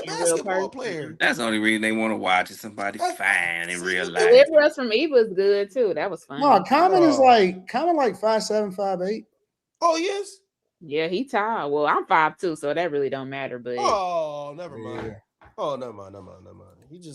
You say about 5'7"? He don't strike me as no basketball player, man. They say he's 5'9". Wait a minute. He's just not believable as a basketball player. Hold on, wait a minute. I don't know if he's 5'9". That shit didn't translate on screen. Hold on. I ain't gonna lie. That shit didn't translate on screen to me. I could be wrong about his actual height, but it did not translate well. Oh no, they say he's 6 foot. 7'11" don't mean nothing. They say he fixed 6 foot. Oh wow. But it didn't. That's what it says. It say he's 6 feet. It didn't look believable. in the actual film. Like that, man, you know they was doing some editing for him, man. Oh yeah, you know of they, course. they was doing some Some crazy camera editing angles. for him. It's like when the women hold their phone up like this to get that angle. Yep. Yeah. Facts. They say it's six. They Facts. say he's 6 feet. That's what the I always official height on film from this way. Had a slide in it. You gotta. I don't know if he's 6 feet, but he could be. When I met him a couple times, he had an event. I actually dropped him off at the airport and everything. We kicked it and all of that, and so. Dang! Y'all hear that wind? Must be blown away. Yeah, it was kicking. That's why the power went out. I don't know if he's 6 feet, but he's taller than 5'5" or whatever you were saying something. Yeah, but I'll say this. It didn't look good. Him trying. No, that movie was a mess, bro. You read on that. I'm trying to be a hooper. It wasn't believable. I guess it was a girl film because I liked it. I liked the love story part of it. He got her car fixed for her. Like that. He was really thoughtful. Y'all on that one, Miss Sanchez. Oh man. See how y'all do me. All right, let me do a couple more super chats, and I got to get to bed because I got to get up at 4. Woo! Oh Lord! Man, I get up at like 4:30 every morning. Oh, the workout, and then start working. Good Lord! Yep. Yeah. Chadwick Boseman says should have had his movie night already. Ready. Chadwick Boseman. Rest in peace to the. Rest in peace. Gone too soon. Lock as a future Oscar winner. I was lost on that one. I don't either. I don't know. Chadwick Boseman is a legend. Brothers Keeper says Baby Boy should be the third movie. Eric Williams says y'all should do movies from the 70s and the 80s because I saw a crazy one just the other day. Yeah, I'm with it all. We got time. We'll get to it all. When we gonna do Marvel movies? That's what I want to see. We would have to do them in order. Go through the whole MCU from beginning to end. Hopefully they'll make a good one this year. I thought Doomsday was, yeah. Doomsday, they building this up. I don't know. It ain't really. I don't know. Yeah, 21 Bridges is good. That's a real good one. That was good. That was really good. 21 Bridges. Oh, I ain't watched that. That was good. You gotta watch that. Yeah. That was Chadwick Boseman. Yeah. Yep. He's in New York. Yep, it's real good. I think he was sick on that movie too, because you could tell he was. Yeah. They said that's his last film, right? I think so. Yeah. He pushed through to get did a good performance on that. Sad, man. All right, y'all. Any final thoughts? Nope. I have fun. As usual. Keon says in a movie, who would be the biggest equal op smoke giver? Anton/Kevin, rest in heaven. I would be a way worse villain than Kev. Kev was a pretty regular, nicer person. I think I would be the bigger op. There you go. You heard it. Yeah, Kevin was a believe it or not, he was a person that believed in trying to like be nice, bridge the gap. Like if Kev sometimes, depending on who it was, let's say I'm gonna just say a big content creator, and let's say that big content creator started, was trying to come at him a little bit. He wouldn't mind actually going on their show and being amicable and all of that type of stuff. Kev was a nicer person than people give him credit for. He was a savage when it came to, what he wanted to do in his business practices and stuff like that. But he was definitely a much nicer person. So that's what's up. He was a savage when it came to the content. He wasn't a savage like when it came to like even if he had an op, he wouldn't say it publicly. So that's the difference. For me, I'm trying to get there, but I'll be about to go scorched earth sometimes. Slimmy know. Slimmy know. backstory. Please, dog. Niggas be talking me off the ledge, and I be like, bro, we could just end these niggas right now. They be like, no, don't do it. So he needed you today for sure. That's all I'm gonna say. it was Slimmy. Yeah. I AB was blasphemous earlier, and I was like, whoa. What happened? I was being cool. I was chilling. This song went down on the Millionaire Morning Show? I was trolling. Blasphemous. No. When I say in the mall, I'm talking about really going scorched earth. What y'all see online for me is just I troll. I do all of that shit. But Slimmy, no, I got this. Slimmy, no. He chilling. I really do got the. He chilling. Yeah. Got the juice. And not just chilling on the people that y'all see making content. He's chilling like on. Yeah, we just gonna leave it there. Seriously. We just seriously. I'm so easy. Slow motion. Anton he's a very, very, very nice guy. I am. He's a very nice guy. Until you try it. Until Even after you try him and you didn't make content about him week after week after week, or you didn't try to snipe and make content, he don't trip. Yep, he don't trip. I feel like Anton is one of those little insects that'll sneak up on you and you don't even see it coming. Like a red ant. You step on the wrong spot, then he gonna tear your ass. No, you know what it is. I come from seeing some of the worst things ever, right? And so I always chalk it up to this. I hate to say it, but I'm gonna put it like this. In real life,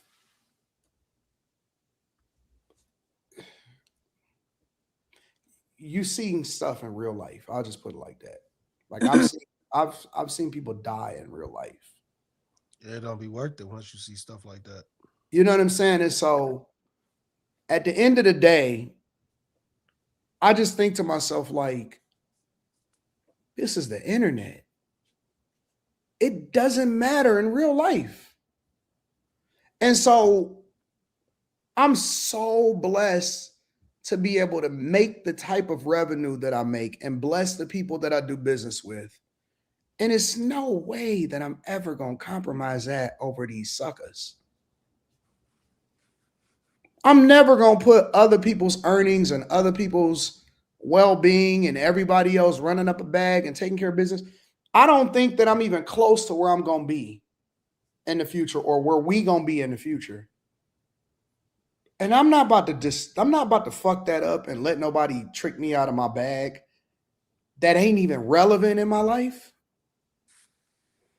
And so we may laugh about it behind the scenes and talk about it on the phone and all of that shit. And we laugh and troll and we be like, man, look at how corny this nigga is. Let me show you this right here, whatever. But in real life, when it comes to cutting this camera on and cooking, I might troll a little bit here, throw a little shot right in there. But when it comes to cooking up and running this bag up, I'm a bag chaser to my core. I'm on the internet to add value, entertain, and make as much money as fucking possible. If it wasn't for that, you would never even see me on the internet at all. I wouldn't have Instagram. I wouldn't have TikTok. I wouldn't have none of that. So for me, this is a business. It's business first.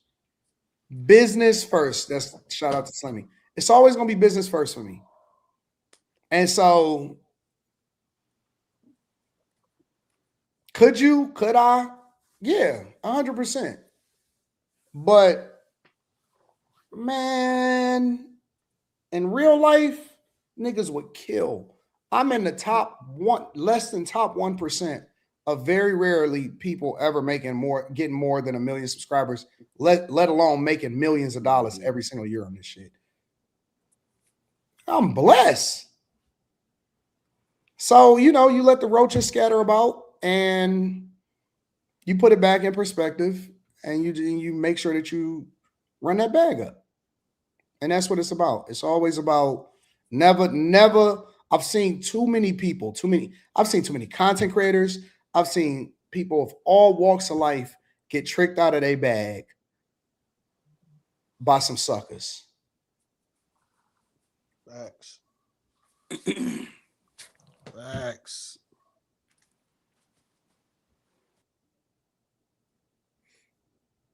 So I don't let that get me in a way. So we gotta, we stay focused. And here's the biggest thing. If I go out and do super crash outs, what does that say about the rest of the teams and the rest of the people that I'm actually responsible for? You know what I'm saying? I can't say, hey, y'all, let's figure this shit out and let's get it together if I just completely go berserk and haywire. How many people have we seen lose their platforms, fuck up a bag, all of that shit over some dumb shit? Work too hard, spend too much time, to put too many hours in to fuck up a bag over some broke felons that ain't got nothing better to do.